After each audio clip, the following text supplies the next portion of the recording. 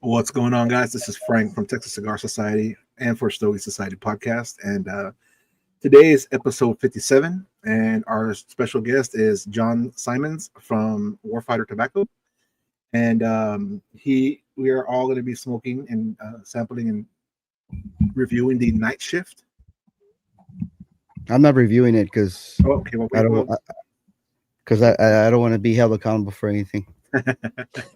we're smoking it. We're going to enjoy it. There you go. All right. So Podcast for getting drunk. No, I'm kidding. yeah. So right now we're gonna go ahead and Ugo, what are you pairing? We know what you're smoking, but what are you pairing, bro? Yes. So we're all smoking the Warfighter night shift, right? The Warfighter night shift, and I think it looks like a Corona Gorda. I don't know. One of my favorite Vitolas, and it's been a very rough week. So I am pairing it with again some Maker's Mark collector's edition for Los Angeles Dodgers whiskey. Very nice. Yeah. Nice. I'll jump in next.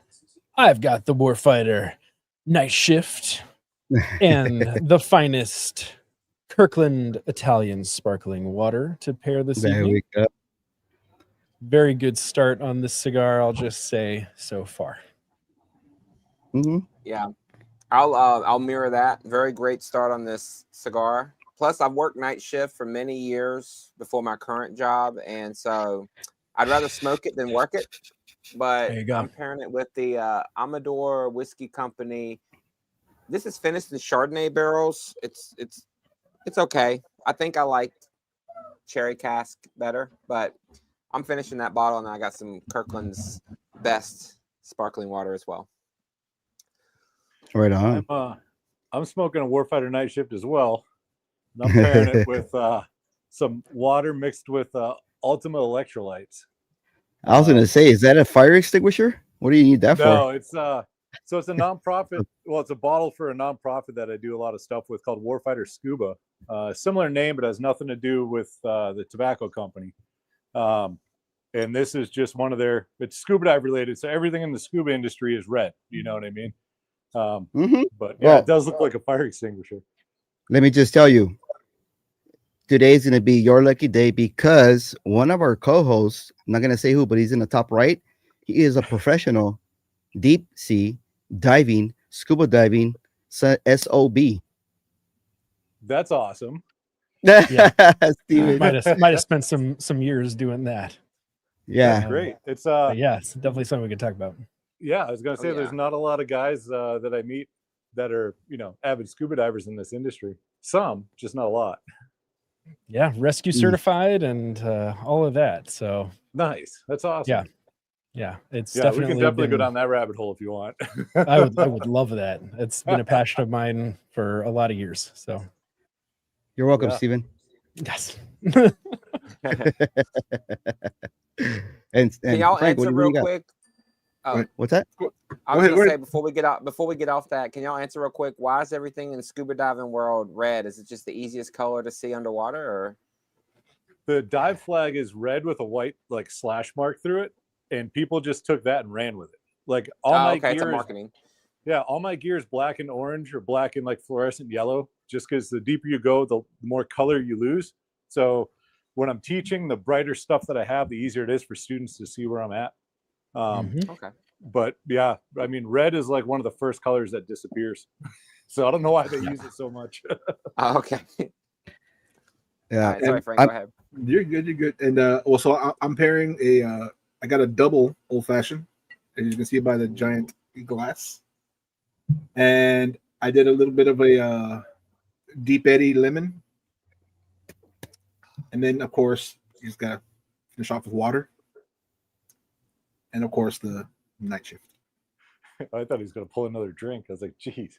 Well, I mean, if in case We're at it. I have, I mean, trust me, I come prepared all the time. Right on. Heck yeah. So, all right, so let's get Oh. started. So, Yeah, Go ahead. nice comment right there. Javier Ramos, night shift is a nice cigar, and he's absolutely correct. Nice start off to this cigar. The I'm not gonna say a lot tonight, but the one thing I do want to say about this cigar is that one time I ordered a whole sampler of a certain brand of cigars, and the shop owner sent them in a box of Warfighter. And yeah, and but I didn't know. I thought it was a box of Warfighter cigars, and I was like, "Oh, I think he messed up my order." So I opened the box, and it's like the cigars I ordered. And the way the box opens, it's like a transformer, like it's like a curtain like that. And I was like, "This box is legit." Like that. Yeah. Oh yeah, that's cool. Yep. But this one, right, the green one, green and black. Yeah, the night shift does. It's the same style, just different print on the outside. Yep. Okay. All right. That's all I got to say.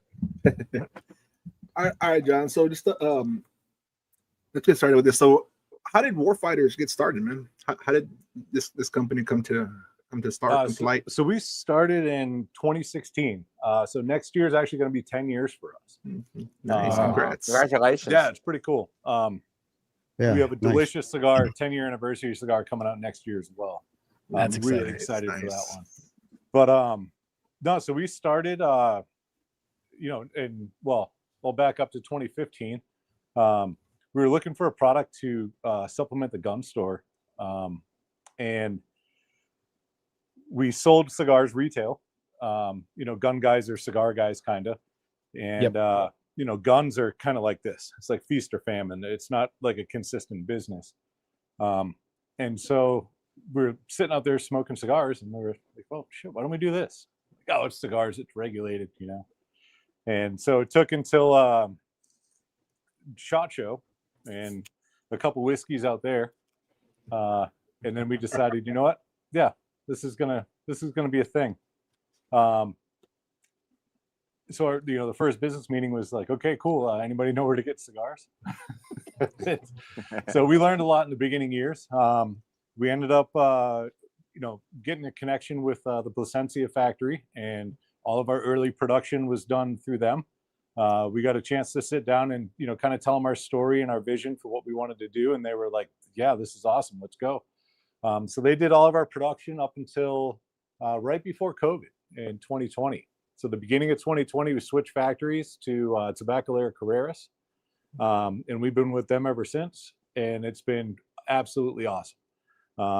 With Placencia, they were great. We were just a really small fish in a really big pond.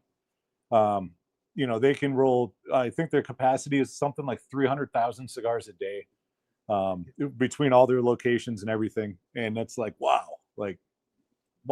I just need like a small batch for a really fun project. And, but once we got to Tabacalera Carreras, we had the ability to kind of source some of our own stuff, do some small batch, projects, play around with different types of tobaccos. And that allowed us to come up with stuff like the Night Shift and our event only cigar, the Redacted. We got to use some different tobaccos that, we wouldn't have had access to. Yep, that one right there. Previous. But yeah, and then, I get 10 years of stories, and I can tell you everything. We did everything wrong, but we never did the wrong thing twice. So we always learned from something. But yeah, it's been a wild ride so far. Very cool. Congratulations on almost 10 years. Thank you very much. Definitely.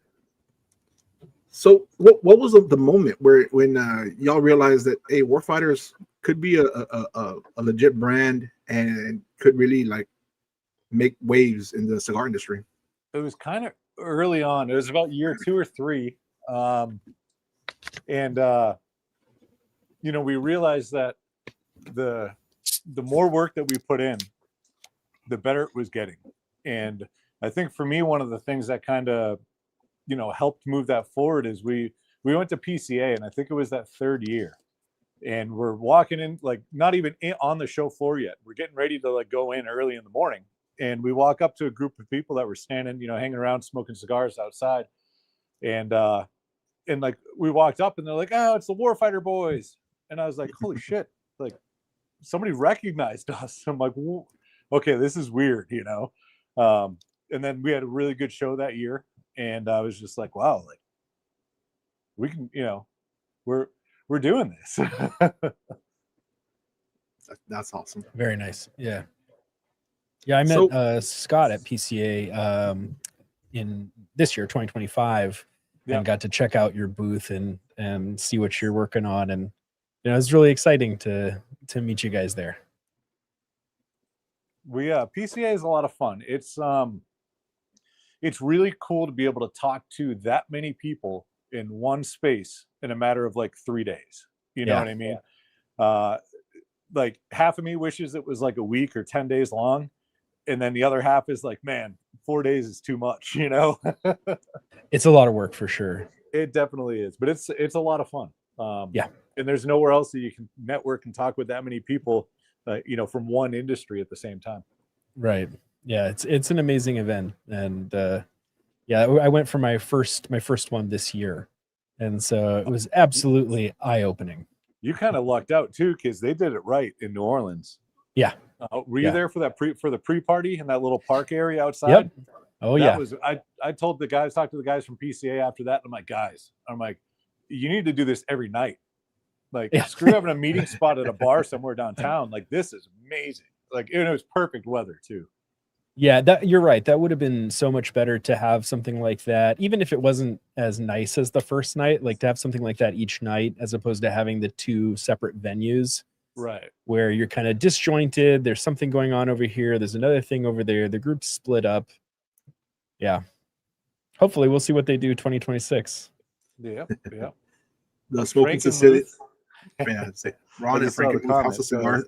The Cigar and Ash has you as the only shop in Michigan. Yep.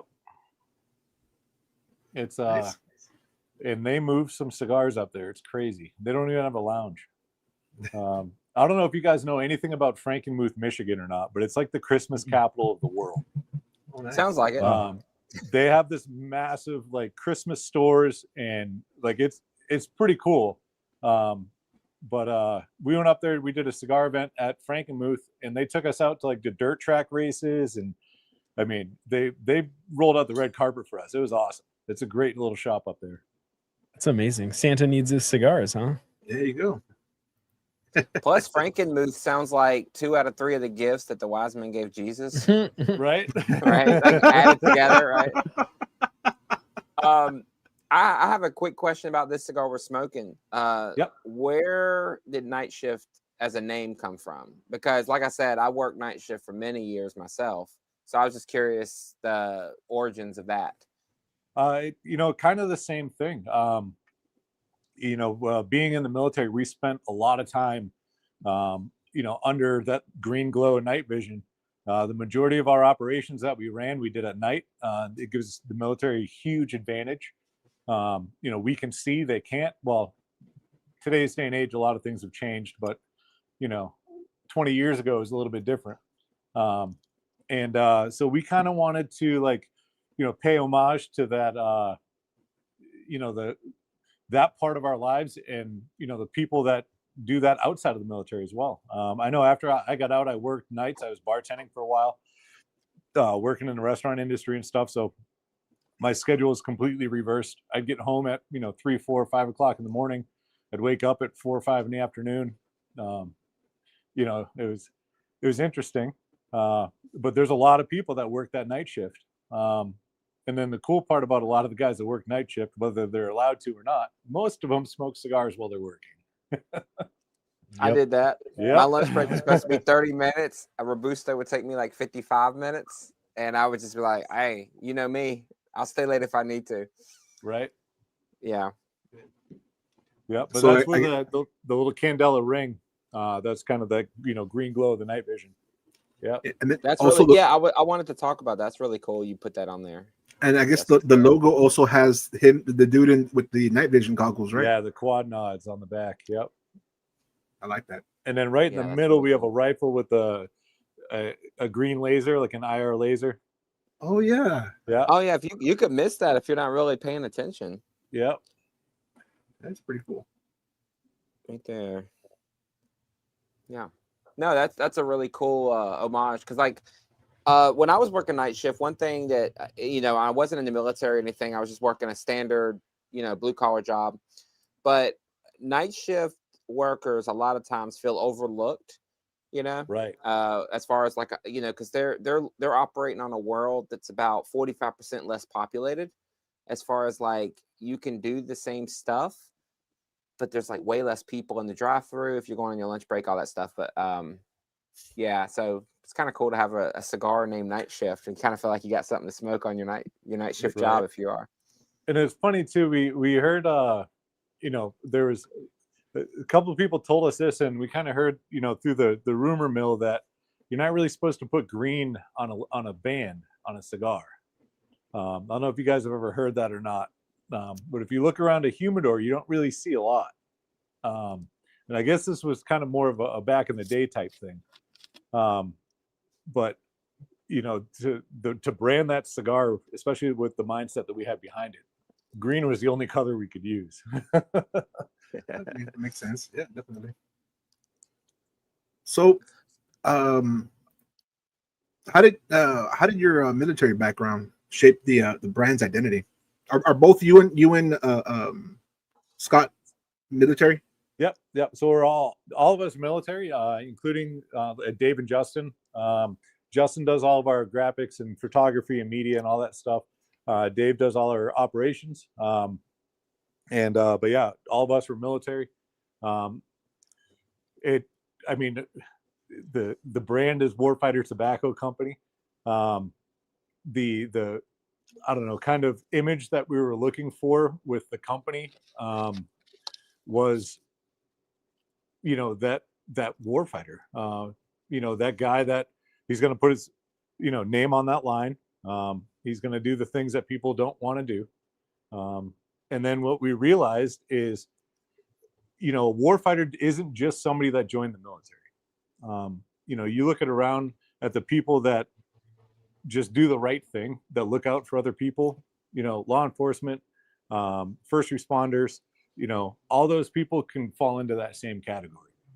So it wasn't like we were just branding it straight military wise. The name's kind of says that, but it's bigger than just, people that are, Army, Navy, Marines, or anything like that. Yeah. I work in local government, so I work with a lot of police, and a lot of them have a military background. Yep. And they take it very serious, as a lot of military do.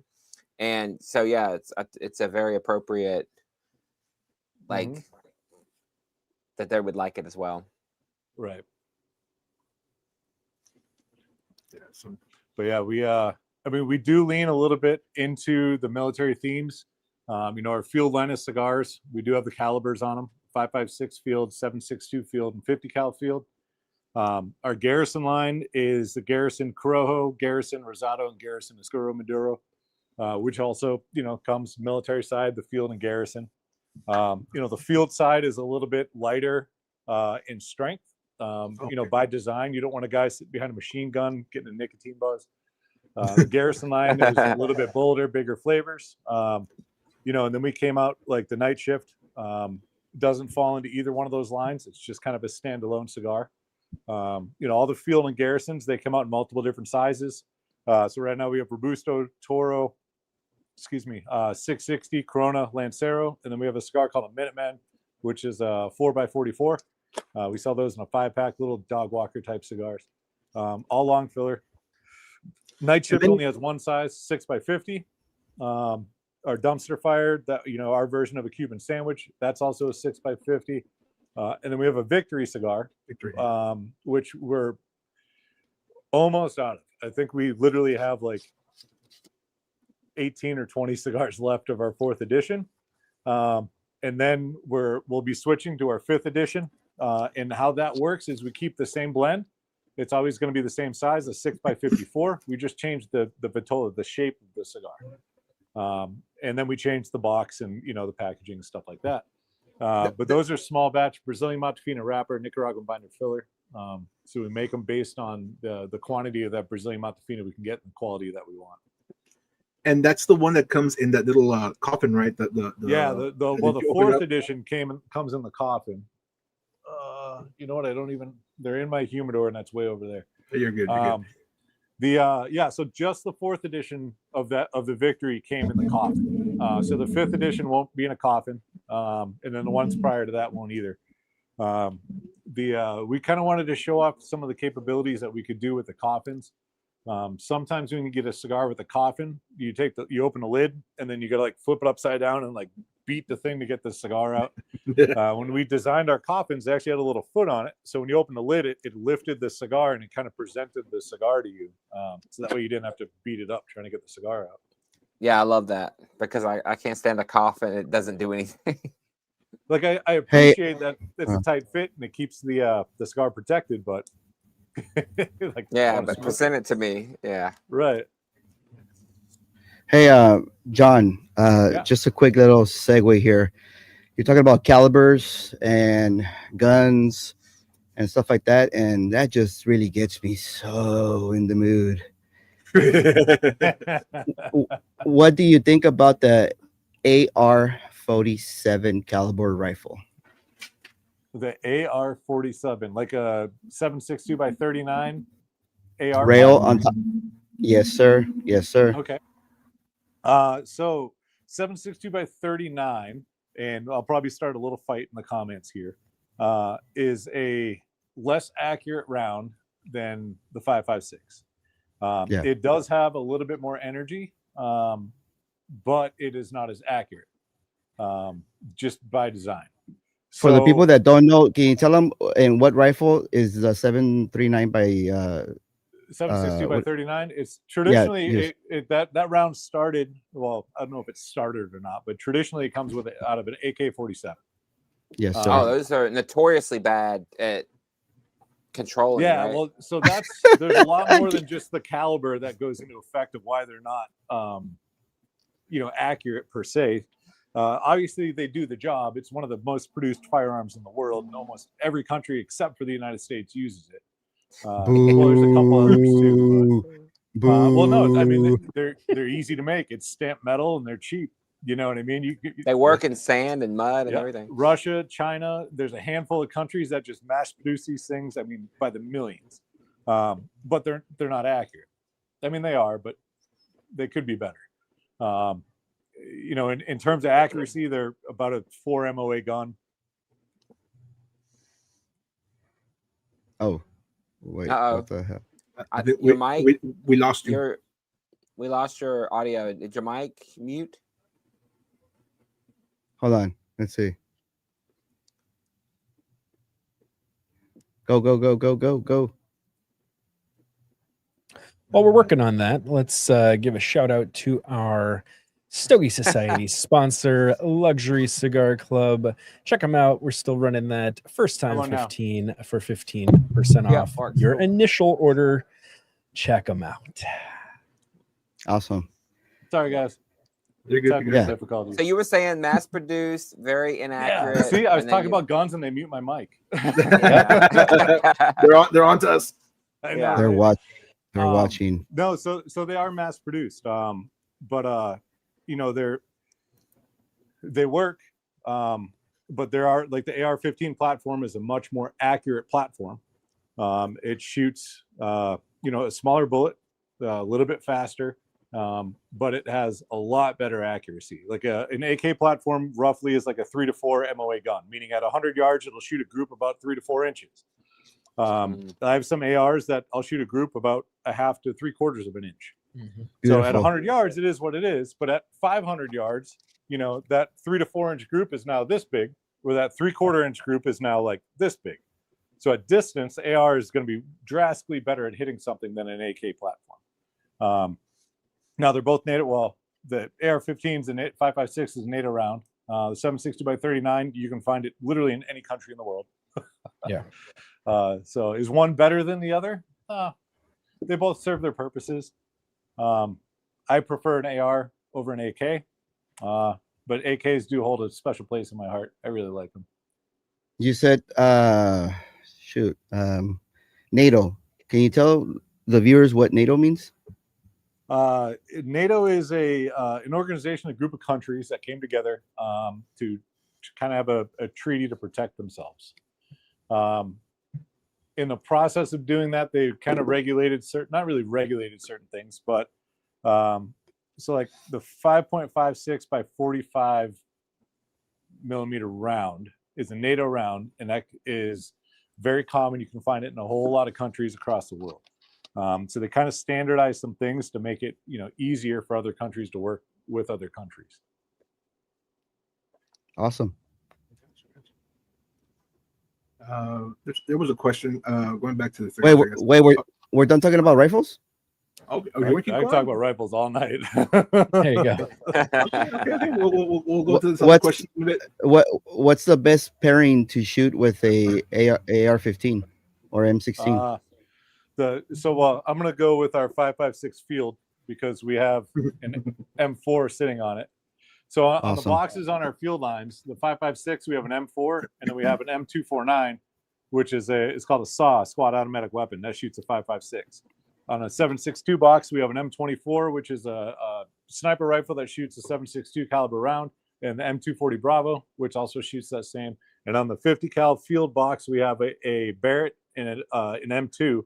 The Barrett's a sniper rifle that shoots 50 cal, and the M2 is a 50 caliber machine gun. Beautiful. Thank you. That was lovely. Whose idea was this box style? I think it's a fantastic style, and a lot of box production doesn't really take into account like the retail side of what that lid is going to do or look like. So I'm curious about that. They keep their logo on the front. That's the multimedia person, the graphic Our designer. old boxes were like, they were supposed to look like old ammo cans, right? Yeah, that's cool. Yeah, and the lid was 2 pieces. This part displayed like that, right? On a shelf. You guys probably didn't even know it was back there. Yeah. Right. It disappears in a humidor. And so for 9 years we had boxes on display that we thought were great by design, but in reality they just kind of melted away on the shelves. So we came up with this design when we released the Night Shift cigar, and we had a lot of really good feedback on just how the box presented. And so when we did our redesign of all of our bands and boxes, our new field bands have a lot more information than the old ones. The old ones were just a circle logo on the head. So we changed all of the box design to that Night Shift style box as well. I'll be honest with you, the lighter color stands out much better against a darker cigar.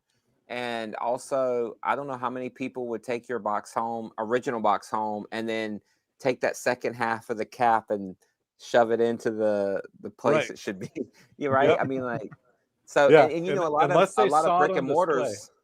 Yeah, a lot of brick and mortars will display it like that, but I don't know how many people would actually take that home and do that. Yeah.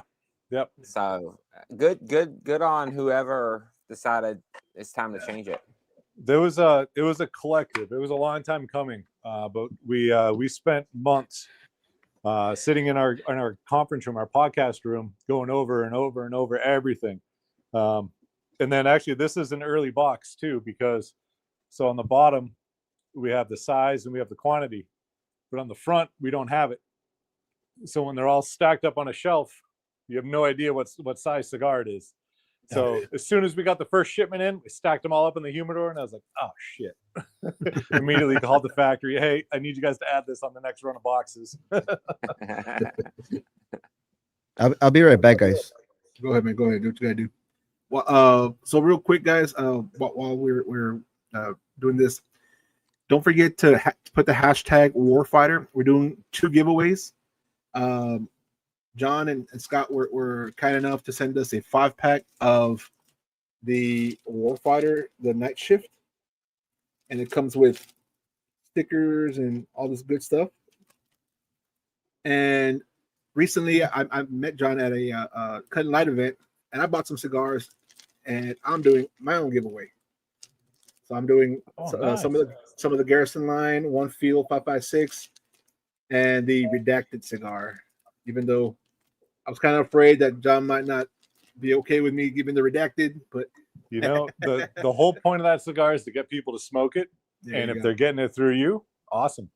because I know where you got it from. Yeah, exactly. I smoked one, which was really good, and then the other one that I got, I was like, I'll put it in the giveaway. So yeah. So don't forget to hit the hashtag Warfighters. We're doing 2 giveaways, and you're gonna try this. This is amazing. This cigar is doing amazing. I'm enjoying it a lot. Same. It's very like just real flavorful. It's just so good. I was so off camera before we started the episode. I lit my cigar, and I actually was really surprised. And I was like, you expect a certain thing, and then you're like, oh, this is much different than I expected. It's got a very nice balanced sweetness to it right from the beginning, and I've been enjoying that all the way down. Yeah. It's woodsy. It's not super peppery or anything like that. So if you're not into heavy pepper, it's nothing like that. Woodsy, sweet cedar, great tobacco, like premium tobacco in there. And I'm really enjoying Ecuadorian Habano. I've found that I really, really like. Yeah, it's great. I was at a local shop in just north of San Antonio called Rustic Cigars. And I grabbed just a cigar that I haven't had out of their humidor.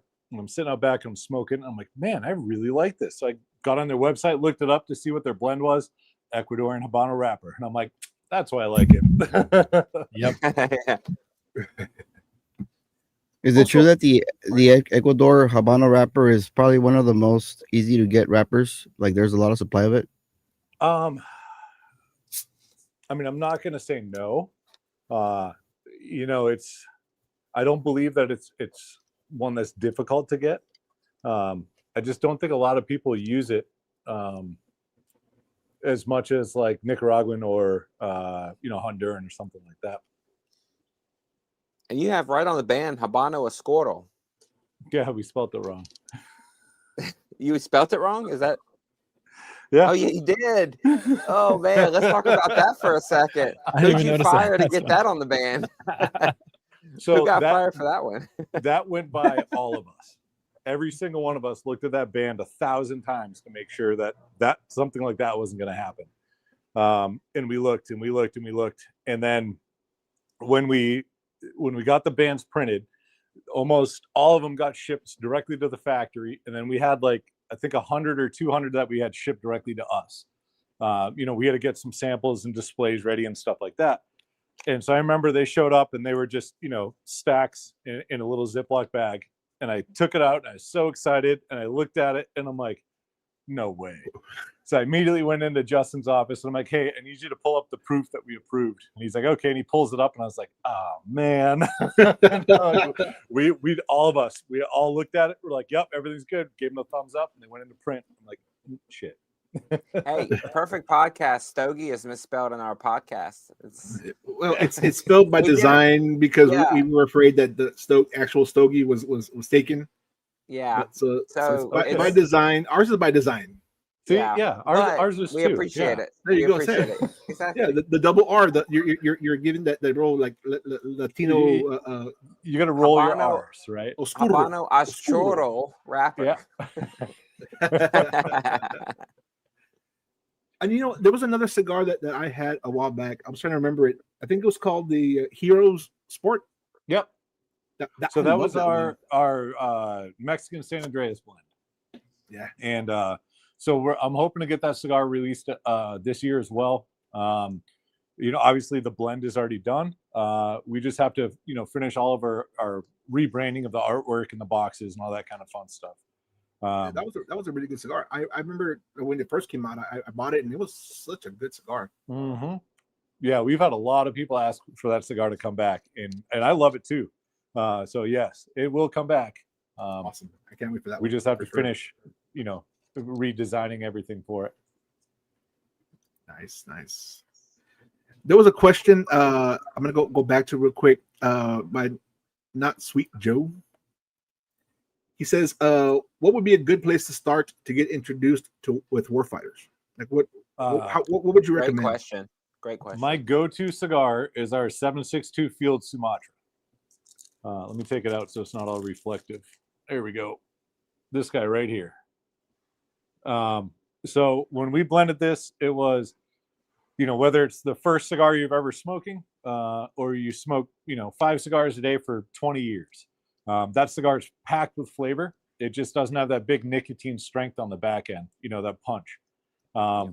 So that's kind of my go-to if somebody's just like, hey, where should I start?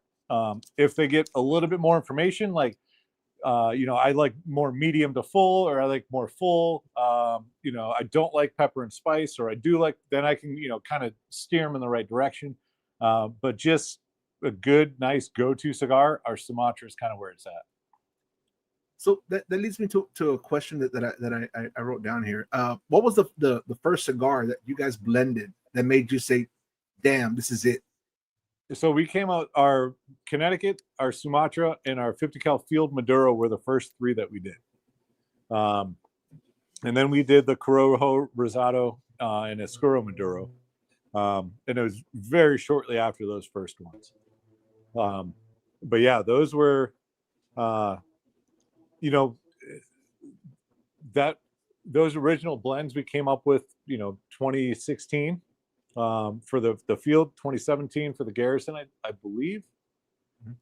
No, it was mid 2016 for the Garrison. Excuse me. It's a long time ago. But those were the ones where it was just like, okay, yeah, these are cigars. These are delicious. This is what we wanted. And then when we blended, one of the things that we did that's sometimes a little different than some other brands when they do their stuff. There's some brands out there that they blend only what they like. And sometimes what happens is a lot of their cigars are very similar in flavor profiles and strengths. Yeah. When we blended ours, we kind of had that kind of military mindset in mind, where it's just a melting pot of people from all different, parts of life, cultures, areas. And so their palates are so different. So when we blended everything, it wasn't like, okay, everyone's going to love every one of our cigars. It's okay, we're going to have at least 1 or 2 cigars that you're going to absolutely love, but there might be some that you don't really like, but there's other people that those are their favorite cigars. You know what I mean? So, we have a real mild Connecticut. Our Sumatra's on the mild end as well. And we got like 3 banger medium bodied cigars. Our 50 cal Field Maduro, our Garrison Corojo, solid medium, lots of pepper and spice. Our Garrison Rosado, little spice up front, nice rich flavors after, also medium. Our Oscuro Maduro, our Garrison Oscuro Maduro is going to be our boldest, not the boldest on the market, but just on our offerings. Really good flavor, nice strength, not a lot of pepper and spice at all. And then obviously our Night Shift is like medium, medium plus. Our Victory cigar is definitely medium plus, and the Dumpster Fire, who knows? It just depends which one you get. Depends which one you get. Yeah. Yeah. So what difference do you like? Are the Garrison line? What makes them different? The 5.56 Garrison and the 5.56 Field. Is it like a extra like ligero or what is it? So they're actually completely different blends. Okay. And then one of the things that we did in the beginning, which made sense to us, but was very confusing to our customers, and the redesign of the boxes and bands were kind of changing all of that. So the Garrison line, all the calibers are going away. So it's just going to be the Garrison Corojo, Garrison Rosado, Garrison Oscuro Maduro. Okay. At first, it made sense to us because the calibers kind of go along with where those cigars lie in that line. The 5.56 obviously smaller, a little bit lighter. 7.62 is more mediums. The 50 cal is a little bolder. On the Field line, it works perfect. The Connecticut's mild, Sumatra is right in the middle, and the Maduro is going to be the heavier one out of those 3. On the Garrison side, we have a Corojo, Rosado, and Oscuro Maduro.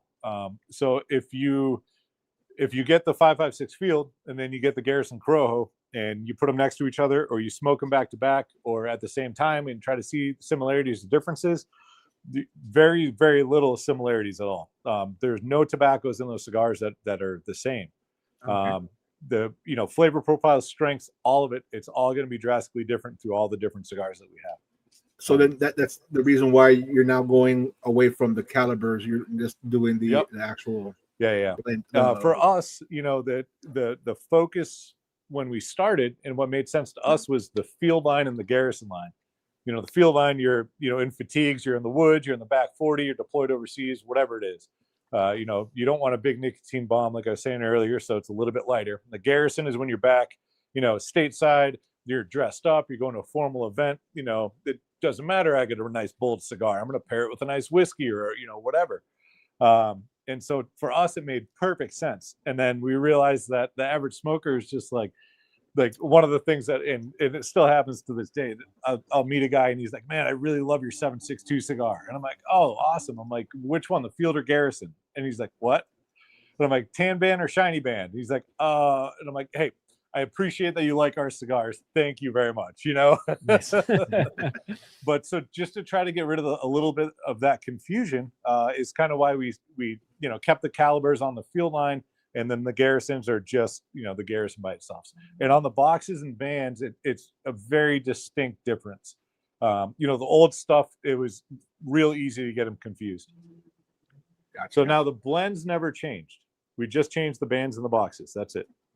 Nice. And it's kind of like when we switched factories. We switched factories, and then a year later we did a press release, and I wanted to see who was going to say something because we already had them in circulation for over 12 months, and nobody said a word. Nobody was like, "Oh, all your cigars changed." No, they didn't. Yeah. Hey Frank, let's hit Josephus' question there. Yeah, I was gonna go to it right now. So, does Warfighters have a Candela? Or will there be one out there? And I know this one has a Candela stripe. We're smoking it right now. This is as far as you're going to go with the Candela? This is it. So there's a Candela under it, right? Nope, it's just that little ring on the cap. That's it. Oh, okay. I wasn't sure how that worked. Personally, I'm not that big of a fan of Candela. I've tried to find one that I like. There's a couple that I don't mind. It's just not what my palate likes. I know that there's a lot of people out there that absolutely love that style, that leaf, the flavors that come out of it, all of that. I don't believe that it's going to be something that we have, and if we do, it is not going to be anytime soon. Gotcha. It's it's definitely not on our board.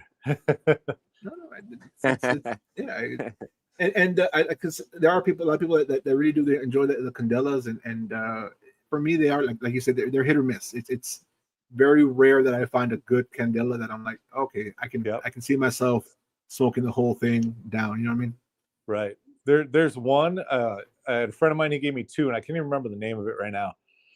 And he's like, I'm giving you two. I'm giving you one to smoke right now with me, and then another one you can smoke later because I know you're gonna like it. I'm like, okay. And so I lit it up and I smoked it, and I'm like, oh man, I'm like, this is actually not that bad. Like normally I don't like Candela cigars. And so I smoked the whole thing, and I'm like, okay, cool. I'm glad you gave me another one. Now I can sit it. And I'm like, so what's so special about this? He's like, man, that thing's been sitting in my humidor for like 6 or 7 years. Wow. Oh, there you go. Okay. Oh, that works. Yeah.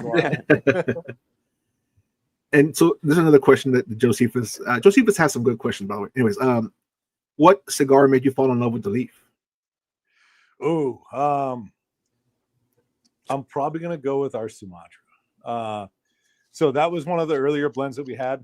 I'm a big fan of. I can't function if I don't have coffee every morning. I'm like the definition of that. Like, don't talk to me until I finish this. You know what I mean? Yeah. And so what I found out is, I gravitated to smoking that Sumatra with a cup of coffee in the morning, and it just kind of changed how my mornings went. And that, like, for me, it just sets more of the tone for the rest of the day. Like if I wake up and I get shitty gas station coffee, and that's what I'm starting my day with, it's probably going to be a rough day. If I get, my espresso maker, my Bialetti, and I make my really nice, beautifully delicious coffee, it's going to be a good day, Pair that with an awesome cigar. Yeah. I'm kicking today in the nuts, Exactly. So the Sumatra is probably the one that really made me kind of fall in love with everything. And then the thing that solidified the love of cigars for me is exactly what we're doing right here. You pick this thing up and all of a sudden you're talking to everybody else that has this in their hand as well. Doesn't matter where they're from, doesn't matter anything, doesn't matter how much money they make, what job they do, what their skin color is, where they're originally from, what their parents did. None of that matters one bit. And that is so rare in this world. That is what, like, obviously I love tobacco itself. I love the flavors that you can get out of all of it. But what it does to human beings that's what I really love about it. Very nice. And that's so true. Like I've met so many good people and so many friends. Well, like all these guys I met through, cigars and smoking, and then of course, personal friends that I meet now. It's like all through cigar lounges, and it's like, hey, they see me smoking a cigar. They're like, hey, what are you smoking? Well, I'm smoking this. And then you go back and forth, and then now you're like, hey, well, now I have a buddy that's like always sending me cigar pics, and I'm like, okay. And it's just a matter of we all started talking through. Wait, what kind of pics? What kind of pics do you receive? That's between me and my buddy. That's between me and my buddy. Okay. In Texas, it's illegal to send one if it's unsolicited. Mm-hmm. There you go. Now, I don't want to get too far away from John's comments before I mention this, but I think you just came up with like a new Warfighter t-shirt. Kick today in the nuts, Warfighter tobacco. Right? Yeah. Like, let's do this. Send it to us, bro. Send it to us. We will rock it, awesome. Bro. Also, yeah. Josefa says that broadleaf is making him want to make his own blend. Now, do you all have used broadleaf or not yet? I've played around with some broadleaf blends. Actually, I think the second or third time I sat down at the blending table, I was playing around with some broadleaf. And with all the projects that we had going on at the time, it just wasn't something that we were going to really bring to the table. So I dabbled in a couple of those blends. I think I might even still have a couple of those samples sitting around somewhere in the humidor. I'll have to look because they've been around. It's probably been 8 or 9 years now sitting in there. John, but why would you want to? Why would you want to mess up something that's already good?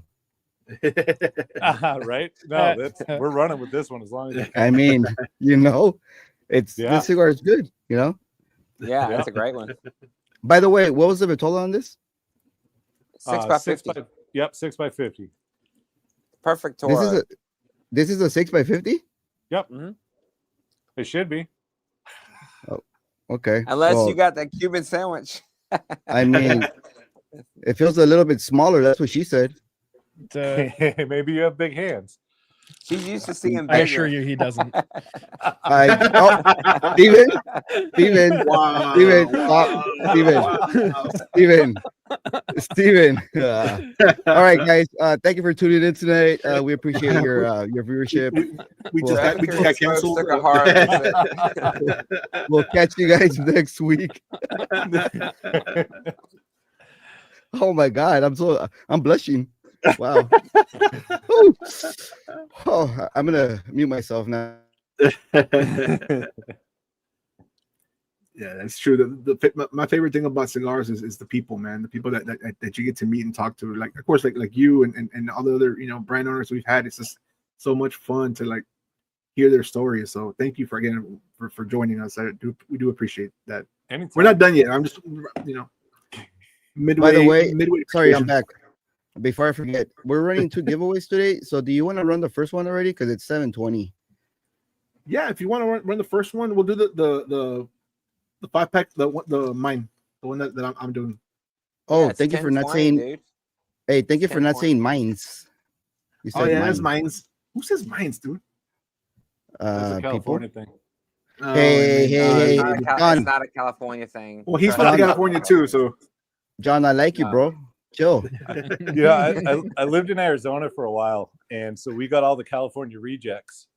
And oh my God, here we go. So, no, I mean I used to go to Huntington Beach and San Diego all the time. It was like a 3 or 4 hour drive from Phoenix, and so we get off work at 4 a.m. We drive out there and we try to get the sunset on the beach or sunrise on the beach. Nice. And then we pass out and sleep there until we got sunburn and wake up and drink our faces off the whole weekend. It was fun. Had a great That's time. that's Sounds that like night fun. shift energy right there. Right? To the beach at 4 a.m. Yeah. when the sharks are still biting.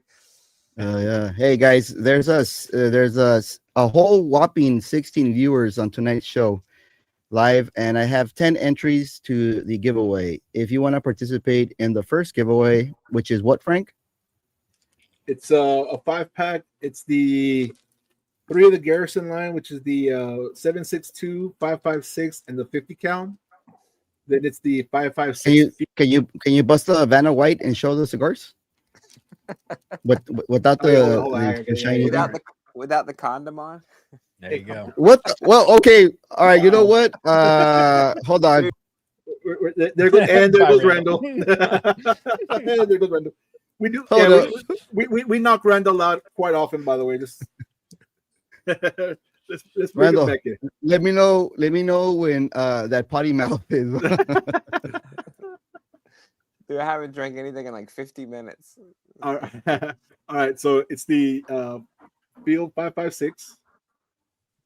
Then we have the 5.56 Garrison.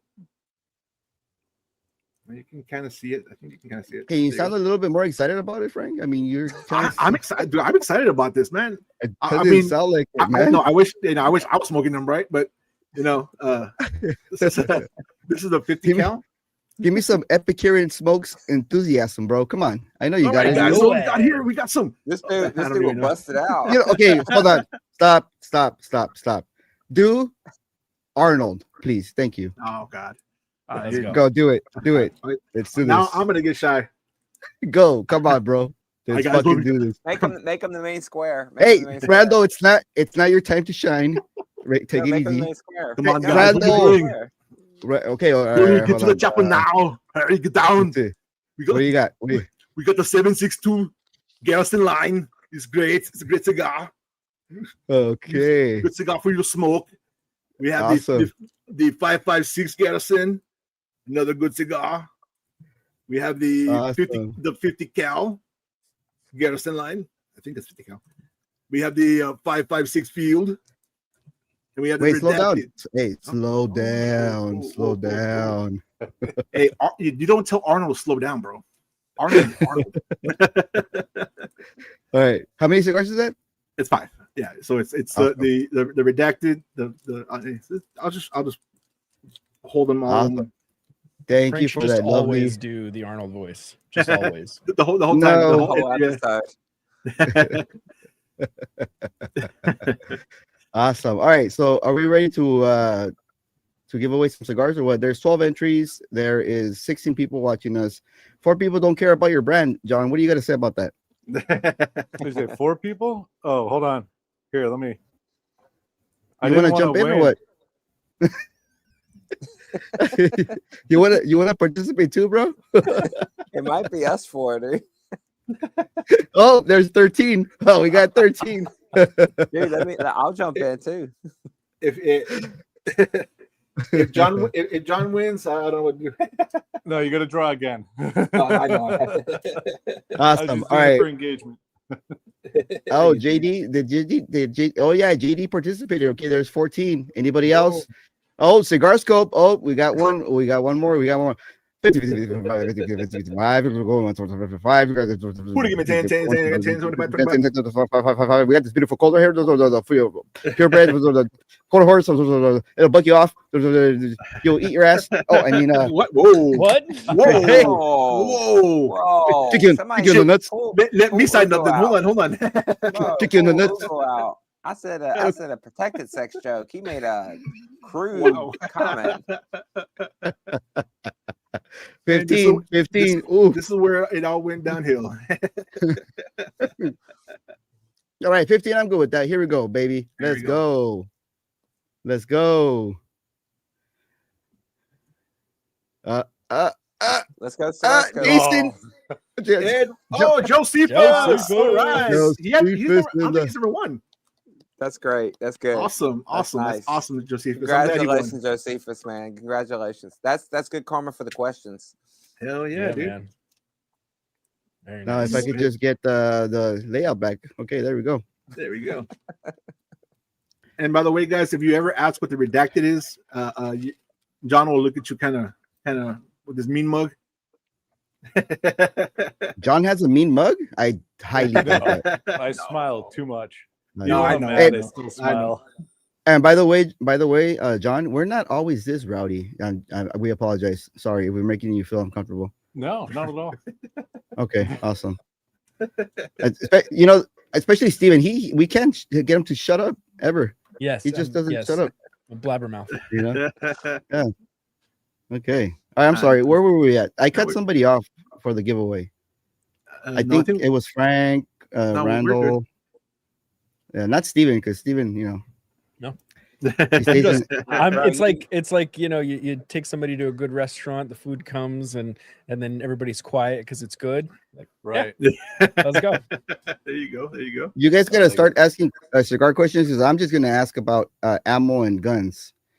You know, and I don't want to, and I don't want to go to my gun safe right now because it's kind of far. So I'm yours just didn't saying. fall off the boat. When you All of mine fell John, off my boat. no, bro. John, The when only you thing that first- happens in my boat, it gets rocked. So when you were first getting into it, you got your factory and everything. To get that first blend, how many did you have to smoke to like really nail it down? So we did a lot before we even got down there to do that. What I mean by that is, like I said, we sold retail cigars. So we already had, a pretty decent selection. I wouldn't say it was huge. We had a couple cabinet style humidors and we packed them with as much as we, could fit in there. But then we had a couple local cigar lounges that we, would go to and just try cigars and see what was out there. And then we went to the trade show the year before we started the company. And, obviously you get a bunch of samples and stuff. And so we're smoking pretty much anything that we could get our hands on to smoke, to just kind of see what is out there, what everybody else is doing. I had notebooks just filled with all different kinds of notes for each different cigars. I knew the top couple that I really liked, and I knew the absolute worst one I ever had. Everything else just kind of fell in the middle. But by doing that, and we probably went through 800 to 1,000 cigars before we actually went down and sat down to blend. And so I don't know, market research, developing palate. I don't know what you want to classify it as, but we didn't go into it cold per se.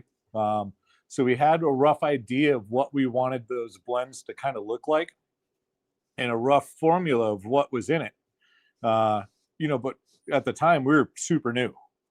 So, there's sometimes where it was like, hey, like we want a cigar that has this, and that in it. And they're just like, no. Like, yeah. Like, no. Like, why? Like, well, it won't work. And I'm like, why? Like, well, make me one.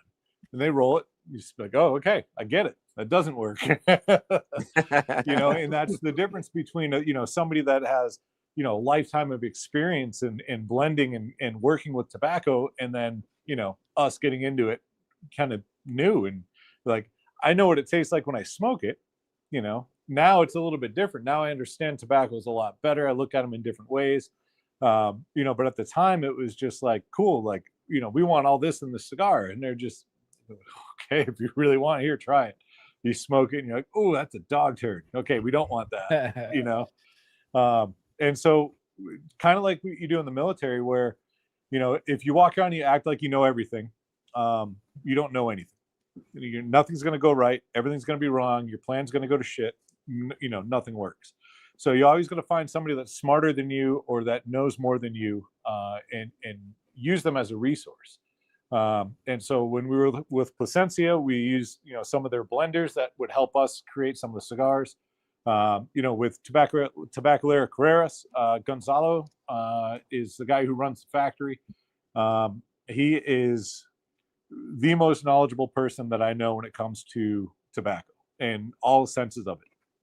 How it's grown, how it's processed, what does what works with other things. And it's amazing. And so He helps a lot with the development of blends. He saves us so much time when we're like, hey, we want all this. And he's like, no, you don't. They're like, yeah, we do. He's like, no, you really don't. And so, that helps us, get to the end product that we want in a much more timely manner. I will say that's one of the best answers on this podcast we've had. I like the fact that you challenged, because at the end you got a full idea of why you were wrong. Maybe, I mean, even though you were trying to be adventurous with it, you got the idea of it, which I think gives you this end product that when I first lit it up, I told you directly, I was like, oh, very nice. Right. Very nice. Right. Like, it surprised me. I mean, that's a great answer. Yeah. Good job, John. We don't know. We don't know. Yeah. And Don't lie. best Don't way- make up shit, man. no, and the best way to find out is ask questions. You know what I mean? Like, there's always somebody that's going to be smarter. There's always somebody that's going to be stronger, faster. It doesn't matter what it is. There's always somebody that's going to be better than whatever you think you are. We have So- all of that in this panel right now. Right. And that's why I'm here. I'm talking with you guys. I need to learn more. Exactly. You're like the one-man band. By the way, just a quick little segue. I'm gonna blow this thing up. I'm gonna show you guys something real quick. It's kind of empty, but this is my favorite seltzer mineral water. I don't know what you want to call it. It's kind of empty, but it's still gonna work. I picked these up when I go to Mexico because I love seltzer water. But look at this thing. It's got a what do you call this thing? A siphon, a spout. Spout. Okay, it's pressurized. Okay, so you put your cup. I'm using this bottle to refill it. And look, it's empty, but you get the idea, right? Yeah. It's got prostate problems. Yeah, this thing, how much do you guys think this thing costs in Mexico? $2, 2 pesos. Oh, calm 2 down. pesos. 2 pesos. Okay, Yeah, that's a little bit. That's a little It's insulting. Frank- But okay. Frank, how How's much that do you think it insulting? costs? In Mexico, dollar-wise, I think it's about maybe No. We're talking pesos, bro. 17 pesos to $1. Let's say 20. Round it up. 20 20 pesos to pesos to $1. So so 40 it's about pesos, like 80 pesos. it's about 70 pesos or I was gonna say- 65 pesos. I'll say 65. 65 pesos would be what, 350? 350. Okay. Steven, what do you got? This guy's saying Ooh. 500 pesos. That's $25. You said 65 pesos is 350. So half. Yes, that. sir. So half that would Whatever. be Call it $1.75. Whatever $2 is in pesos is what I think. 40. $2 in pesos, 40 pesos. Okay. John, what do you got? I have 48 pesos. It's like the price is right. I want to get Yeah. close. Oh, man. 48 pesos. All right, All right, check it out, man. We're gonna make this fucking next giveaway like fucking fun. Everybody that wants to participate in the next giveaway, put in the comments how many pesos do you think this plastic they call it siphon. It's pressurized. It's mineral water. It's my favorite. I drink this thing like a fucking camel, and I picked this up in Tijuana by the pack, 8-count pack. Okay, I smuggle it across the border. When the customs agent asks, "What do you got? What do you got?" and I say, "I have a big headache because I was partying, in Tijuana all night," and he says, "Get out of here, man. Get out of here. Just leave." You know what I mean? Stub to the donkey show. Yeah, exactly. So if you guys want to, there's only 2 comments right now. Oh, actually 3. So let's keep on talking, and whoever gets it the closest is gonna win the next pack, which is what, Frank? Let me blow Frank up, dude. Oh, okay. Let's go. They're all falling down.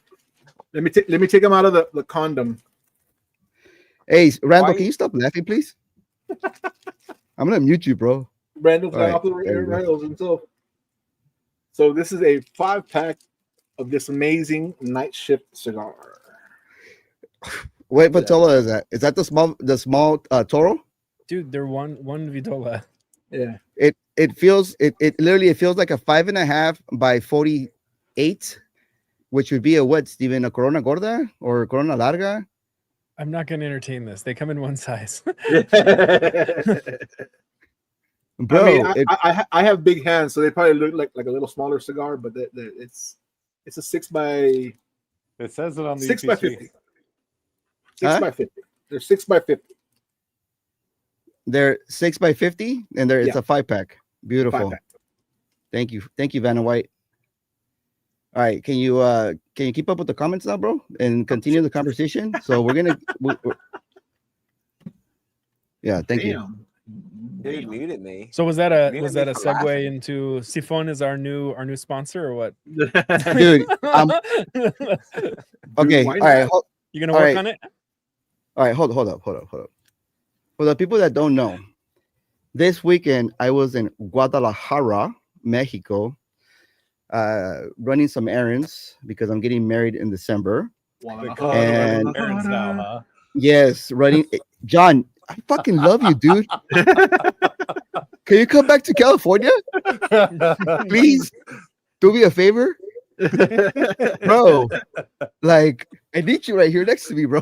And bring that studio because I have this fucking Cantonese fucking massage parlor fucking background. That's making me look like I don't Hey, know. dude, I'm about to give you my foot. Okay, That's check it out, dude. That's for The next muting question me, we're by the gonna way. ask is how many pesos does Hugo charge for a massage? So I was in Guadalajara. I'm gonna say it like the locals here in the United States say Guadalajara, Mexico, right? Whoever says that Mexico is not a modern country, they have no idea what they're saying. I rented a Airbnb on the 11th floor of a 17 floor twin tower, state of the art, super modern bachelor pad, pimp my wheels, check my house, whatever you call that show. Pimp my ride. Okay. Pimp my ride, the whole spinners and everything. Where like I didn't know how the fuck to get in because everything's electronic and it's biometric entry. And I messaged my Airbnb host and he gave me like this whole spiel where like it was just like put your eyeballs in the scanner like this and everything will open for you. And I'm like, how come I don't have that in my house and in the what's that hotel called downtown, Steven? The Westin that charges $350 a night. Yeah. Right? They still have like the old school like big old castle lock things or something like that. Or I don't know how they open the doors over there. Right? Okay. I paid how much do you guys think I paid for 3 nights, 4 days of that luxurious 2-bedroom condo with 2 bathrooms, a kick-ass kitchen, 3 full floor to ceiling windows in your living room. You open the curtains and you see heaven, right? All of Zapopan, like beautiful, like it's like a fucking painting, right? How much do you think I paid for that? Just the panel, not the chat, because the chat doesn't know anything. One question, Ugo. How close Yeah. was it to a city club? To a what club? I'm sorry. To a city club. What the fuck is the city club? It's like the Mexican version of Casca. The Mexican Okay, so- version of Costco. I have no Mexico- idea Mexico what that is. ha- Mexico has Costco. Mexico has Oh, does it? Sam's. Yes, so, sir. yeah, dude. And we have Sam's, Interesting. and we have Walmart, and we have 7-Eleven, and we have Chevron, and we have Valero. And what else do you want to know? Oh, they all have He's Oxxos so over there? excited. Jesus. What? And do you want that? How much it costs in pesos or dollars? You know what? I'll make it easy for you, bro. In dollars. Okay. For 3 nights? Yes, sir. They only charge nights, John. They don't charge days. And when you stay in hotels, because the night is where all the action happens. 150. $150. Okay. Yep. All right. Randall, what do you got, bro? For a night. Okay. it's Hold on. Let me 17th hold on. floor, Here we go. Twin Here we go. Towers. Let me just comment.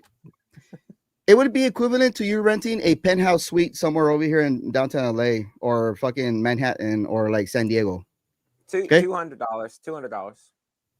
$200. Okay, all right. Frank, what do you got? I'm about 275 a night. 275 a night. Okay. Steven. Per Wait, night wait, cost wait. or Wait. total? We're all saying per night. Yeah. Yeah, I'm per saying night. for 3 nights. I Oh was- no, bro, we can't do that math. I can't do. So Do you guys not 700. listen? 700. All right, let's- 150 for 3 nights. All right, let's fucking do this shit again. Oh, Okay. Okay, per night. All right, John, go ahead. Per night, Per night. Okay, Yeah. $50. $50 per night. Okay, Randall, Yep. per night, 200 per night. 200 per night. Okay, Yeah. Frank, what do you got? 250 per night. 250 per night. Okay, and Steven? 150 per night. 150. Okay, who's the closest to 100?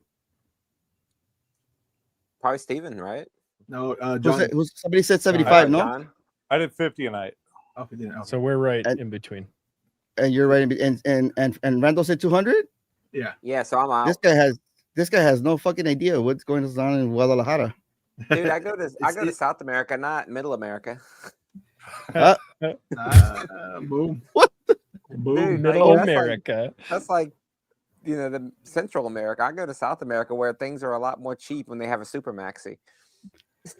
That sounds very metro. I Very. thought so very- too. I mean, Yeah. that sounds Cool, like cool for heavy a minute. flow. I don't know. If super How much? How maxi- much was it? How much was it, man? A night?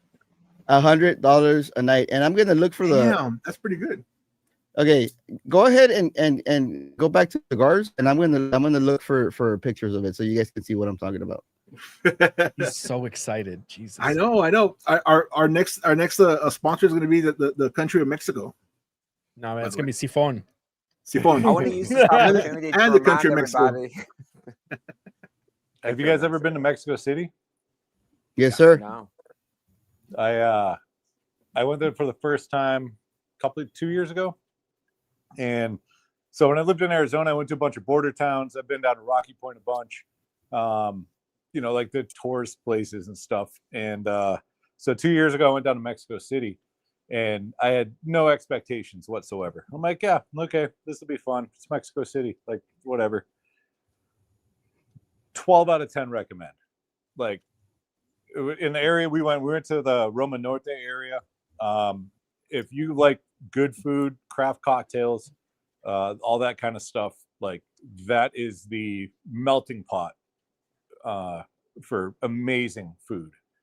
I've had some of one of my favorite dishes that we had was ribeye chicharrones. Ooh. And it was just the outside ring of a ribeye that they cut up and they deep fried and you dipped it in fresh guac. Oh, Ooh. That sounds amazing. yeah. Wow. Yo, I love traveling. So, is Warfighters in any other country besides the U.S.? I guess not going with that question. We Great are. segue, dude. Great we're in segue. Australia, actually. Oh wow. Nice. So we had a couple guys that reached out. They're not prior military guys, but they just love the brand. They got a hold of some cigars somehow, and they were like, "Hey, how do we get your cigars in Australia?" And I was like, "I don't know. You tell me." Like I have no idea how any of this works. And they're like, "Okay, we're gonna figure it out, and we'll reach back out." And I was like, "Cool, like awesome, man. I'll probably never gonna hear from you again." Mhm. So about 4 months later, they're like, "Hey, you remember we had that conversation? Yeah, well, we're importers now. Here's all of our paperwork and licensing, and we jumped through all the hoops and got everything set up. So we'd like to get your cigars." And I was like, "Shit, Amazing. okay. Well, let me figure this out." So it's Australia's easier really to weird, get. though. There's not a lot of cigar lounges. They have a crazy high tobacco tax.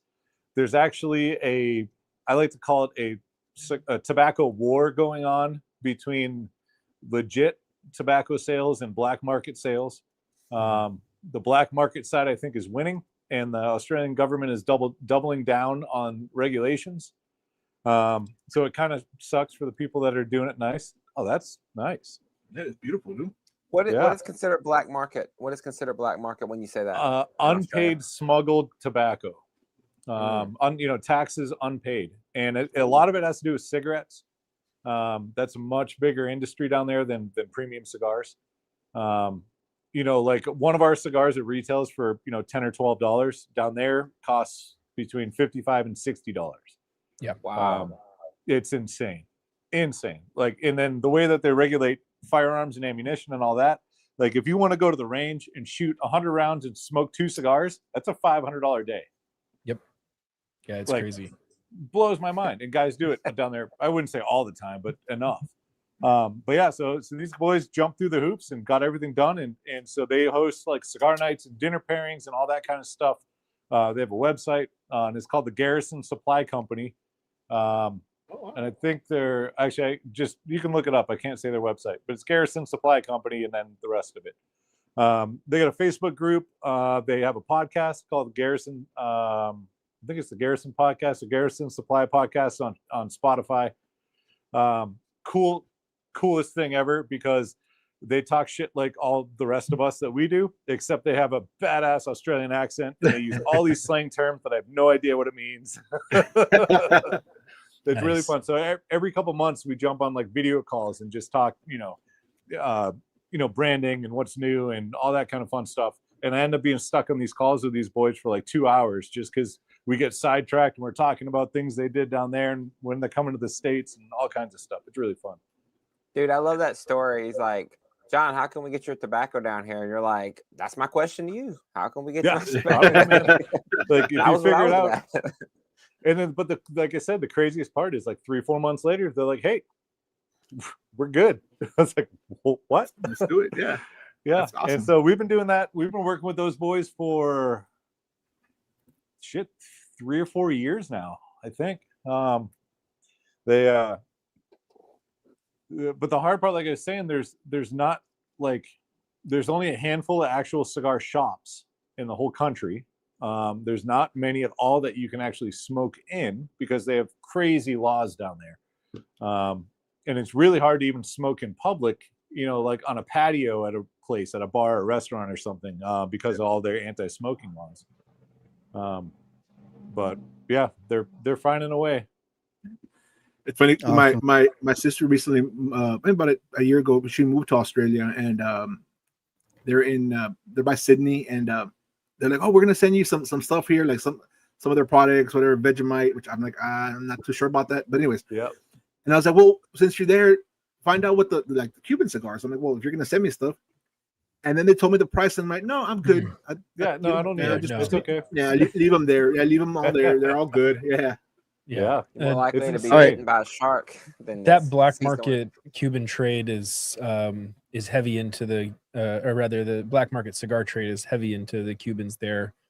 And so for people who are kind of in the know, like we even source, those who do so in US will source from black market Australia sometimes. So it's a robust trade. And it has to be, and it's necessitated by that crazy taxation that they're doing there. Right. But I want to segue that into discussion, and we've been doing this lately about regulation in California.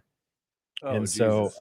I Okay. wanted to know if you guys currently have any retail in California, or if that. So we do. We also currently have our own distribution permit that is not going to be renewed. Mhm. That was the next question. Yeah. Yeah. Okay.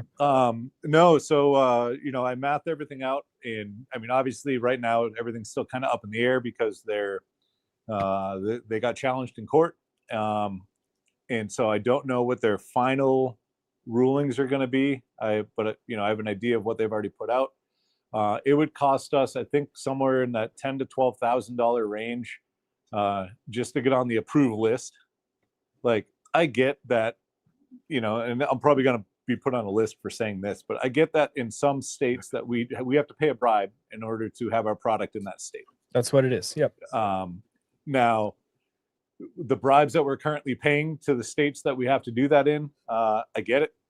Like, it's kind of to that point where it's like, this sucks, but okay, whatever. Like, we can deal with this. having to pay 10 to 12 grand to get on the list and then have to pay half that every year to renew. No, I'm good. Right. Right. We're not a massive brand that's doing billions of dollars a year in sales. We're a small veteran-owned company that started in 10 years ago, which in business seems like a long time. In the cigar industry, we're an infant. We're like a 6-month-old baby. You know what I mean? There's companies that have been around for 150 years, passed down generations upon generations. That's not us. We're not there yet. So having to come out of pocket to pay that just to have the opportunity to sell our cigars to a retailer in that state, it just, the math doesn't math. It doesn't make sense.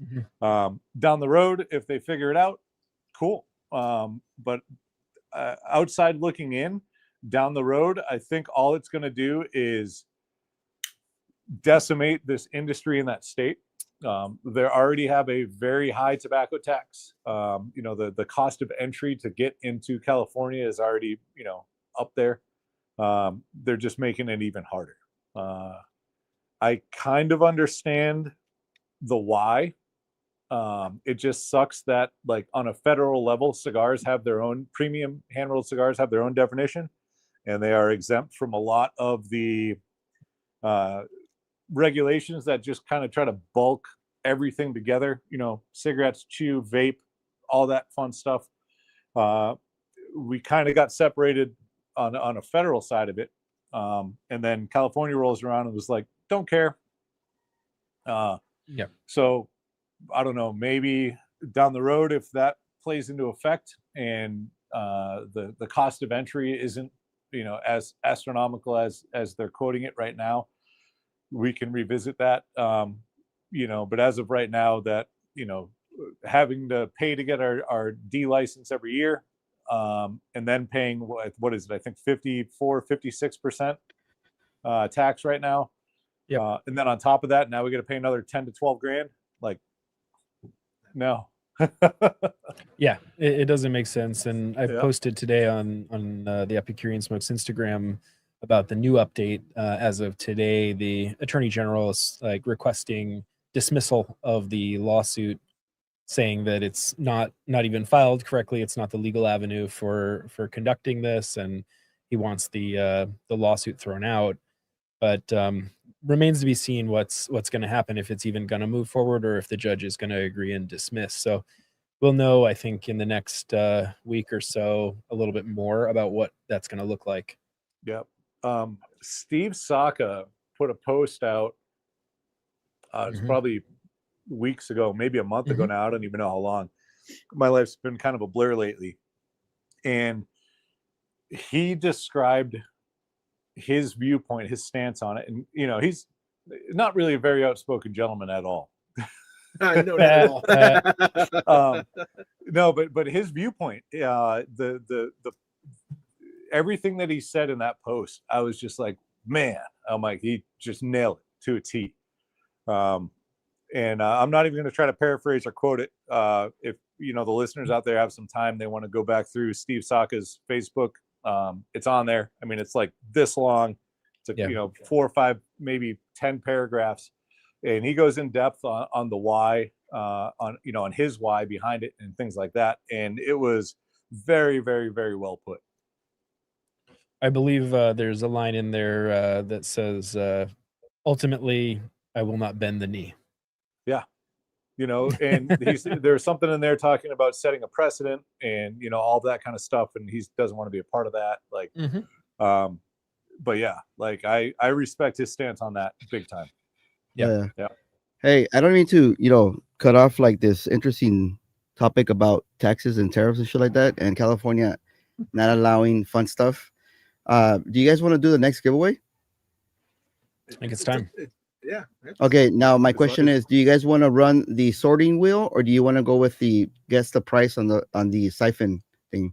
I say, just to make it fair, let's do the sorting wheel. But I mean, it's up to you. You're the one running the you know what, John? What do you want to do, bro? Yeah. You're the boss. You run the show today, bro. Let's go the sorting wheel. Good choice. I think we should Bro, do the sorting I was wheel. just starting to like you, bro. Like literally. I think the pesos is going to be very confusing. No, somebody. Okay, you know what? Just for fun, we're gonna do the sorting wheel. Did somebody You know did what? somebody come close in the pesos? Yes, bro. Okay, then yes. let's do the pesos then. Nope, that's it. We're done. I didn't think it was going to be close, but if that's it, And- then yes, we're going to go with that. And the reason why I feel we should do the pesos is because this person is like a hardcore viewer of us. I don't think he's ever won anything on the giveaways, but he's always on here. He's like always early. He takes his time to like set up, and I don't know what the heck he does. He's so he smokes like out on the lake somewhere, bro. Like in where okay. I gotta stop. Ugo won. He knew the price. But does anybody else want to participate? Does anybody else want to participate? Let's give it a few more minutes, and then, and I'm gonna. I actually we asked the question. Re-ask the What question. question? Yeah. The what we're trying to go for, like the bottle of that seltzer. wait. I'm so confused right now. Re-ask it- the question that you posted. Oh, okay. How much do you guys think this 1.75 liter bottled water or pressurized mineral water that has a spout and it mixes your drink like fucking like awesome? You know, you don't need to use like a stirrer because it's pressurized, so you just put like whatever you want in the drink and it makes like cherry soda and everything. Okay, hold on. You gotta do the sound effects again. No, and then the conversion. One American US dollar equals 20 pesos. A taco in Mexico costs anywhere from a taco in Mexico costs anywhere from 25 to 39 pesos. So $1.50 to 175. There you go. Epicurean's face says it all. I am so confused. How much time do you want to give these cats, John? Let's ask John one more question, and then after that we'll Okay. we'll go. All right. So Wait, hold on. It's got to be a good one. It's the last Gabriel, one. you were there with me this weekend. You are not eligible, bro. You were there with you bought the fucking thing, dude. How can you participate? And you still got it wrong. You still got it wrong. He bought a bag of chips with it and brought the price up. He was looking for what Randall mentioned earlier. Don't say it, go Randall. by me. Don't go by me. Hey, Randall. Hey, are you over here, buddy? I just saying, don't go by me. I've never been to Central America. Okay. Okay, so I just want like a little bit of a fun question here is: are there any like future collaborations or any dream collaborations that warfighters might want to be with? That doesn't have to necessarily be with tobacco. It could be with other products or other a bourbon brand or bourbon brands anything. or like Gun brand. So there are there's some other brands that I've been having some conversations with. I'm not letting the cat out of the bag yet. They do some pretty cool stuff with some tobaccos. They have some really awesome stuff that they're working on right now that they haven't even released or said anything about. So I'm really excited to get down to Nicaragua and try some of that stuff out. So the short answer is yes in the future. With the collaborations and working with other stuff, the dream ones, I don't know.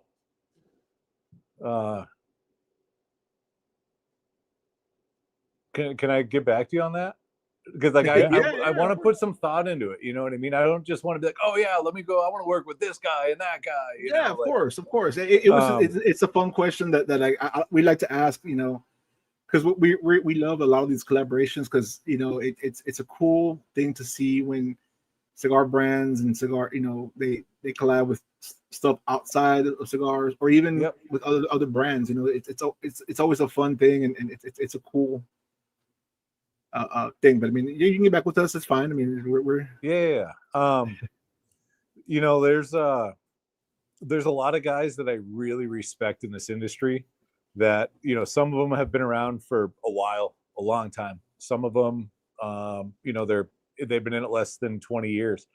But what they do and their knowledge and, you know, how they brand, you know, their company and the things that they do, I think it's awesome. You know, like one of the guys, and I've actually had some conversations with them, Matt Booth, Room 101. Everything that he's done over the years is just awesome. You know what I mean? And where he draws some of the creativity from, how family oriented he is, like all of that, you know, mad respect for him. You know, some of the smaller brands that are out there, they do some awesome stuff, and they have nothing but love and passion that they're pouring into everything that they do. You know, it's so cool to see people that are that much involved and that care that much about what they're doing. You don't really get to see that in a lot of other industries, you know? Yeah. Hell yeah. That's dope. All right. You want to get all the guesses, Frank? yeah. I mean, yeah. I'll look through all of them once you tell. No, tell me just go all the way down. Just keep on going because I already got the winner right here, bro. I'm just trying to see if anybody beat him out the water. All right. Let's see. Yeah, I see some that I know for a fact are going to be a little too high. But we'll see. Okay. All right. I think we, for the most part, we got most of them. Okay, just do it all, baby. Get all of them all the way down. That's what she Pull said. Hey, Pull the Price is Right, 91 pesos. 1 peso. Yeah. Is that it? As of right now, that is it. Okay, here we go. Here is the price. Here's the price of it: 29 pesos, and the winner is AJ, right? AJ. Because there was a 22.5, and then there was one like 40 or something like that.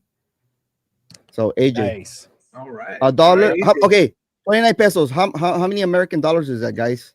That's like a buck and a quarter. Yeah. Try again. What do I get if I $1. win? What do I get if I win? $1.46. Third giveaway? $1 what? $1.46. Yeah, $1.47. exactly right. $1.46. And guess what? What? Mexico is a tax-free state. The tax is already included in the price, so you pay just 29 pesos. Isn't that amazing? That's pretty cool, dude.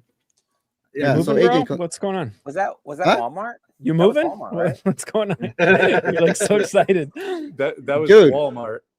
That was Dude. Walmart. Dude, when I wait, saying damn, I'm so close. No, you won, dude. What are you talking about? Yeah, Like, yeah, AJ, you won. But he Like, just you wanted want- to AJ? get it exactly. He wanted it exactly. He's a purist like me. oh, okay. Well, let's not send him anything then if he's gonna, you know. Well, hey, he's not me. Send him. You're welcome. Yeah, Actually, thank John for donating the 5-pack, bro. Yeah, definitely. appreciate you, bro. Thank you, Anytime, John. guys. It's Thank you, definitely worth it. It's definitely worth it. I'm Yeah, glad dude, that it went to somebody who is deserving. No, Dude, AJ, he's always on the comments. He's always been dude, in every episode. bro. Yes. Thank you, Love it, AJ. dude. Yeah, Dude, that's awesome. you know what, dude? We make zero money. In fact, we lose money doing this, you know. Yeah. We lose money. John makes money because we're promoting his cigars, you know, like you should send us a dividend check like next week, you know, because I gotta pay for a Do you guys I know gotta the pay- do you guys go know the ahead. fastest way to become a millionaire in the cigar industry? yes. Don't Yes. quit Go in- cigars. Go into it as a multimillionaire. I was gonna say, you know, I took 950,000 pesos, almost 1 million pesos to pay for my wedding. Do the math. Like I'm trying. Hold on, I need a calculator. I'm trying. Okay, How much is that in Thai baht? I'll- How much is that in I'll Thai give- baht? I'll give you a very short. Say it's $1 million. Take Jeez. away 10. Yeah. Exactly. Yes, sir. What and you said to pay for your what? Your wedding? Yes. Awesome. You got married down Yep. there? He's going to. John, keep up. I went to go pay for the venue. I went to go pay for everything: the venue, the charcuterie boards, the tequila. Yes, and I'm getting married December 21st. I didn't get an invite. I know, right? Let's go. You got a passport? You'll fit right in. You got a passport, bro? Bring the fucking guns. December 21st. I'm gonna be in Honduras. Actually, I'm sorry. I already have a trip. Dude, And by the way, the magnitude of the cost of my wedding is about 3 times here in the U.S. That's how much I would have spent. Oh yeah, dude. Oh yeah. Oh yeah, I'm sure. Yeah, Yep. dude. 18 member mariachi for dinner, a 22 member live Sinaloa band, and a saxophonist for the ceremony. Damn, you dude. might want to change my trip. You spent 17,684,036 Thai baht. That's a lot of Thai baht. Mhm. Coulda had a really And that's a good lot of Thailand happy trip. endings. Yeah, right. Yeah, had a really good Thailand trip. John's like, all right, guys, I gotta go. It might be a girl, might be a boy. Who knows? But still. Oh, Gabriel. Gabriel. Who cares? Who Wait a minute, cares? Gabriel, what about the cigars, bro? What about the cigars? Bro, we're like at 8:10, bro. That's gonna take like an hour. Stop. That's Friday morning. If you guys want to hear about some Steven already knows. Yeah. If you guys want to hear about how you shouldn't buy Cubans, tune in Friday morning on my Hugo Smokes live Friday morning, 8 a.m. I'm gonna smoke a banger cigar. I didn't drop a video Tuesday. I'm not dropping a video Saturday because fuck it, I was too busy this weekend and I'm still busy this week.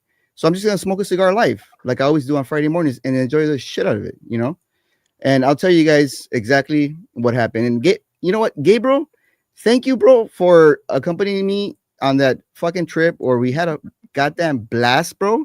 Sorry I can't give you any details. I'm sorry. I'm not going to, because my girl watches this podcast, and I don't want to get divorced before I get married. So that's that. Yeah. No, you No, don't. he's So- mad you didn't share his photos, man. He had photos too. I'm You not sent going them to.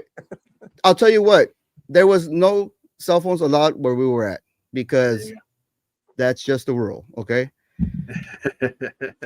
Walmart. All right. Yeah, sure. Walmart. Yeah, film in Walmart, dude. So I already said what I have coming up for the week. If you guys want to keep talking about cigars, let's do this, and guns. Yeah, dude, let's go. I mean, if John, you're still cool with being on for a bit longer. I mean, we usually do an hour and a half, but I mean, we're down for a little more. I don't know what if you. I mean, I'm always game to talk about cigars and guns. So there you go. Oh, by the way, John, if you go to my wedding, you can shoot any caliber gun you want at the venue. Are you having one of the weddings where everyone just has guns and they're all shooting up in the air the whole time? I'm not gonna say yes or no to that. For legal reasons, you can't say yes or no. Can you shoot not legal reasons, for security reasons more. No, yeah, it's more appropriate, yeah. But I'm just saying, because I like John, even though he said, run the wheel. Yeah, but I changed my mind. We went back. We did it the right way. Thank you, sir. Appreciate that. Yeah. So because I didn't study your cigar brand at all, bro. I'm sorry. I was busy last week. I was handling the stuff. So, but this cigar is good. I like it. I'm and you know what I smoked earlier. So. Yep. Yeah, I heard. It would really suck if we had bad cigars. Oh yeah, totally different episode. Well, let's not talk about the dumpster fire then. Hey, we believe in truth in marketing, though. It's not like we tried to church it up and make it sound all fancy. We That's literally true, called bro. it a dumpster fire. Yeah, Davidoff and Gurkha do it awesome.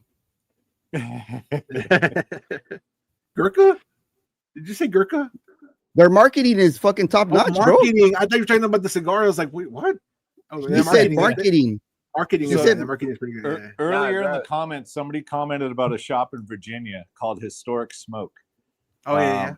And they ended up closing their doors a few months ago, and it really sucks. The guy Mike Goshen, who was the owner of it, Him and his son actually road tripped. This is a really long story just to tell something about a short filler cigar. They road tripped from Virginia to San Antonio. They came to our shop, sat down, talked with us for a while. We gave them a list of shops to talk to on their way back. They stopped, had a whole bunch of conversations. They got back to Virginia and opened up a cigar lounge. And it was awesome. And then they ran into some landlord issues and they ended up, shutting the doors. Love those guys. Amazing shop, awesome customers, the whole nine. One of the events I was out there doing, I ended up taking one of our cigars and I cut it open and deconstructed it. And I was kind of giving a little class on tobacco and, how cigars are made, the different types of tobacco, where they're placed in it, wrapper, binder, filler, the whole nine. And so one of the guys walked into the humidor and just grabbed a cigar and goes, "Hey, do it to this one." And I'm like, "Cool." And I don't know if I want to say the brand. Can't remember the name of the cigar, but it was a Macanudo cigar. And so I took my knife and I cut it open and I broke the cigar and I looked in it and I was like, "Oh shit." And everyone's like, "What?" And I just dumped it out and it was all short filler. And I was like, "That's not what it's supposed to look like." Oh shit. Yeah. So thankfully we can take any Warfighter cigar except for the dumpster fire, and we can do that. And it is nothing but long filler tobacco inside.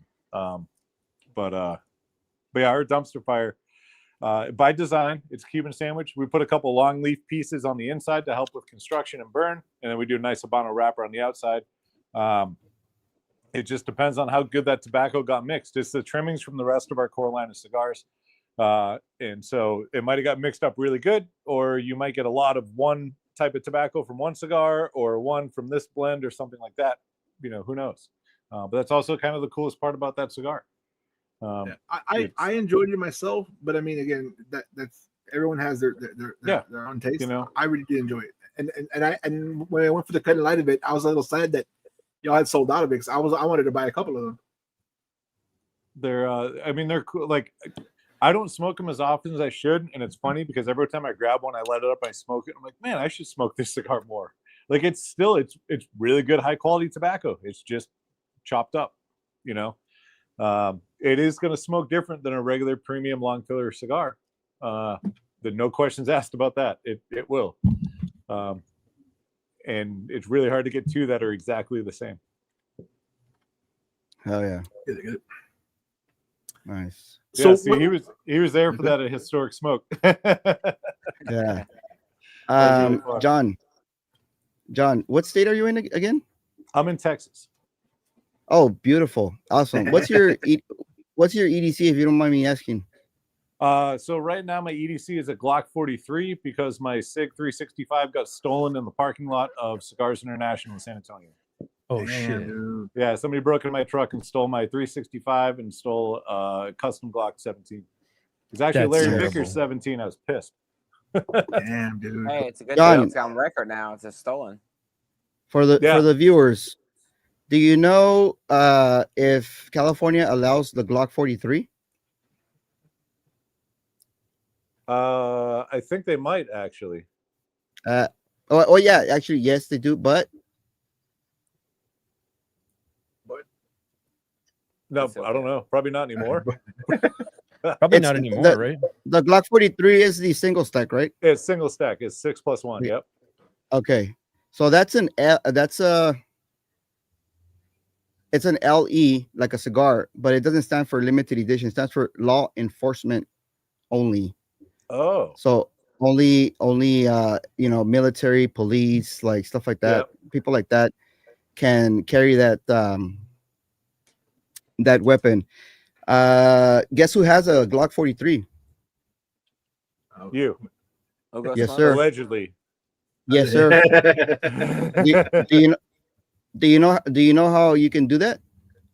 You buy it in Nevada or Arizona, and you drive it to your house. Nope. They transfer. Well, not lawfully. Oh. Nope. They sell in Mexico. Actually, weapons are not sold in. Well, I take that back. How should I say? Only hunting and sport rifles are allowed in Mexico, not personal carry. Only the cops, the military are allowed to have the fun stuff. See, I heard you can buy machine guns down there. Yes, you could, but not you. You got to talk to El Jefe, and you don't want to do that, because you might not come back. Right, okay. Yeah. You know what I mean? Yeah. And we like you, and we want you back. So the only way you can own here in California, it's called the roster. So everything on the roster is boring weapons.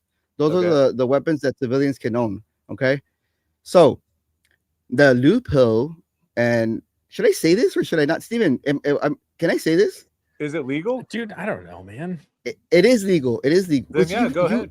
Because you're fucking macho man, dude. You have everything. Allegedly. Okay. The way you can get around that is if a person that's allowed to buy the weapon sells it to you and transfers the paperwork to you. Exactly. Okay. Right. That's what I said like 47 seconds ago. Is like, wow. Transfer. Oh yes.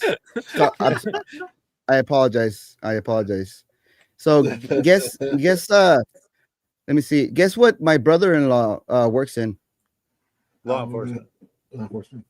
Yes, he's he's in law enforcement.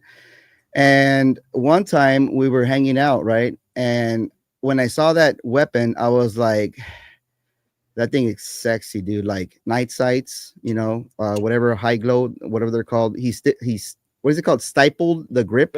Yeah, stippled. Okay. Stippled the grip. He's got a extended mag. Okay. All right. It was his weekend wedding. We got drunk for like 20 days, right? And we were like at his house. And I don't know why. We started talking about guns, because not like, we like guns or anything, but the conversation came up and his best friend was there, right? And I had given them some money, for the wedding, cash, and I still had a little bit of cash in my pocket, Hamiltons, and what are the $100 bills? Benjamins, right? Benjis. Yeah. So I gave what Hamilton is 50 and 20. What? Isn't it? Oh Hamilton is no, dude. 20 is Jackson, bro. See, I only have hundreds. I don't know about the other. We only know Benjis, bro. We don't only know Benjis. Wait. We're talking about real money, not Monopoly, dude. So we're not buying Boardwalk or Park Place or what? Dude, we're not talking about the dollars you get at the McDonald's Happy Meal, dude. Relax. Is Baltic Avenue open, bro? The purple properties? So anyway, that gun retails for about like, I don't know, dude, like $500 to $600 plus the stipling, plus the extra mag. You got like 2 holders, bells and whistles. So let's say like $700-800, right?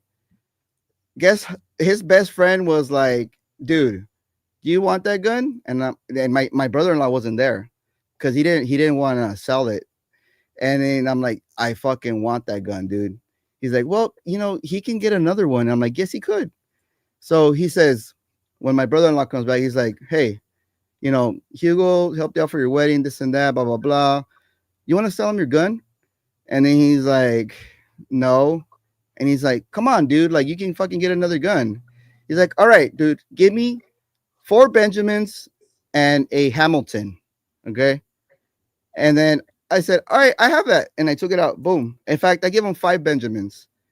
And his best friend gets the Benjamin, gives it back to me, goes in his pocket and gives up a Hamilton. And he's like, okay, there. That's what you want. And then he's like, the gun's yours, but you're not taking it today because we have to go to the gun store and get it registered. Mm-hmm. So I have a Glock 43. Nice. But it's never going to be my EDC, because even though if I would have a CCW, I am probably 90 to 95% always in violation of the what is it called, Steven? Of the requirements or of the restrictions? Or yeah, our restrictions for LA County are crazy. Like I'm a CCW holder, so it's it is very difficult to actually go anywhere if you're following all the rules. Right. Yes. I heard So it's very I rather difficult to actually get a CCW over there as well. no. It's You wanna easy. guess how many years it took me? No, now I was on the waiting Now- list for a long time. now it's easy. Especially, I live in the county, I live in the I live county in too. but my sheriff is fucking cool as fuck because he smokes cigars. So Right, that's but that. it still goes to main LA County. Like I applied locally where I am, my local sheriff's office, but the applications still go. The when you go to only pick up- thing that sucks now is that it used to be an 8-hour boring ass class, and now it's 16 hours, I believe, which Yes, is sir. whack. And it used to cost a total of what's even like $300 to $400, Yeah, it's way And- more and than then- that. and now it's like what, like probably like 150 warfighters, maybe, I don't know, something like that. Yeah, I'd say somewhere around there. The all Or no, you know what, night shifts, because those things cost like $1.50. Yeah, the all Yeah. in cost is kind of I want to say around probably 800 or more. More, Wow. dude. It's like Yeah, close to like 15 or 18. and that's grand. just your or like 100. whatever 2-year card, right? It's not. Yeah. Yeah, dude. So I'd got just this- rather use my if I need it. And yeah. We got this really cool thing in Texas. They call it constitutional carry. Bro, Really yeah, weird. I Really love you. weird Yeah. thing. Yeah, dude. Yeah. You don't have to have No, I weapons anymore. hate to talk shit. Like, so when we started the company, we were actually in Nebraska.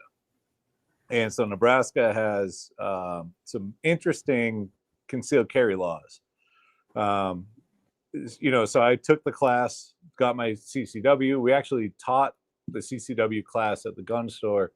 And like one of their weird laws is if you have a concealed carry permit, you can't carry concealed on a snowmobile. Why? Because it'll get stuck with the snow. Or what? I've asked that question so many times. I'm like, okay, give me the why behind why this is a law. Like, I know why. Because somebody what if did you get something- frostbite and you can't Yeah. shoot? You know. somebody did something at some point in time, and somebody else made a law saying, no, you can't do that anymore. What was that? It's like all those warnings on like these products that are like, you don't shower with a blow dryer. Well, why do they have that label? Yeah. Okay. sure So somebody- who was it that did that? Yeah, exactly. Yeah. Wait, why is there silence? I was reading some of the comments to see if we had any good ones. No, I'm this just guys are over boring, here bro. thinking about the shit that got you all riled up today. Your Airbnb, guns, and siphon. Like the Mhm. things I know to talk to you about now that will make you so fucking happy. we need to find the brand owner of Siphon and bring him on the show. Well, actually, Now, the Leo brand wouldn't be able to is contain himself. the brand is a cielo or cielo Ciel. like sky. Ciel. Like, oh, didn't we smoke a cigar called cielo? Yeah. Placencia? Yeah. Sorry, I'm sorry, bro. I didn't need to. We're on Warfighter. Never mind. Scratch that. No, like I said, I love Placencia. The family's he- great. The factory's awesome. Their brand is phenomenal. So, Yeah, they used to I'm be out of Placencia. I'm not one of those brand owners that shits on all the other companies. Like, it's kind of like with cigar shops, and it's more prevalent in shops than it is with the brands, at least that I've seen. You have two shops that are like 5 miles away from each other, and they fucking hate each other. Mhm. You know, and you're like, oh, you ever been in here? No, fuck those guys. I'll never step foot Yeah. in their store. Like, whoa, what'd they ever do to you? Oh, they stole my customers or whatever it is. Who knows? It could be legit drama, but most of the time it's just bullshit. Yeah. It's like, if you guys like talked and became friends and maybe like collabed or worked together, like you'd both make more money and you'd both be more successful and your customers would see this and be happier. Like, but no, you hate each other and you refuse. Like, what? Why? Like help everybody else grow. We don't have a massive industry. We're actually kind of fucking small. So like, let's bring everybody up. Let's not kick anybody down. Super small. And one thing I learned at PCA this year is kind of, for lack of a better word, the industry is very incestuous. It's a small world. Yeah. Everybody knows everybody. Yep. There's really no place for that in this business. No, not at all. It's interesting too. So last week I was in Orlando for DEMA, which is like the trade show for the dive industry.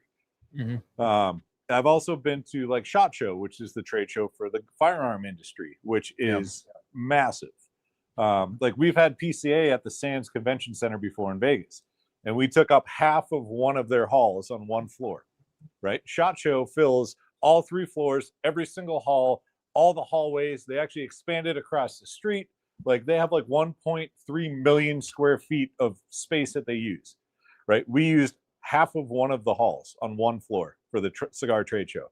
Yeah. If DEMA, the scuba trade show, would do that, they would use maybe a quarter of one hall on one floor.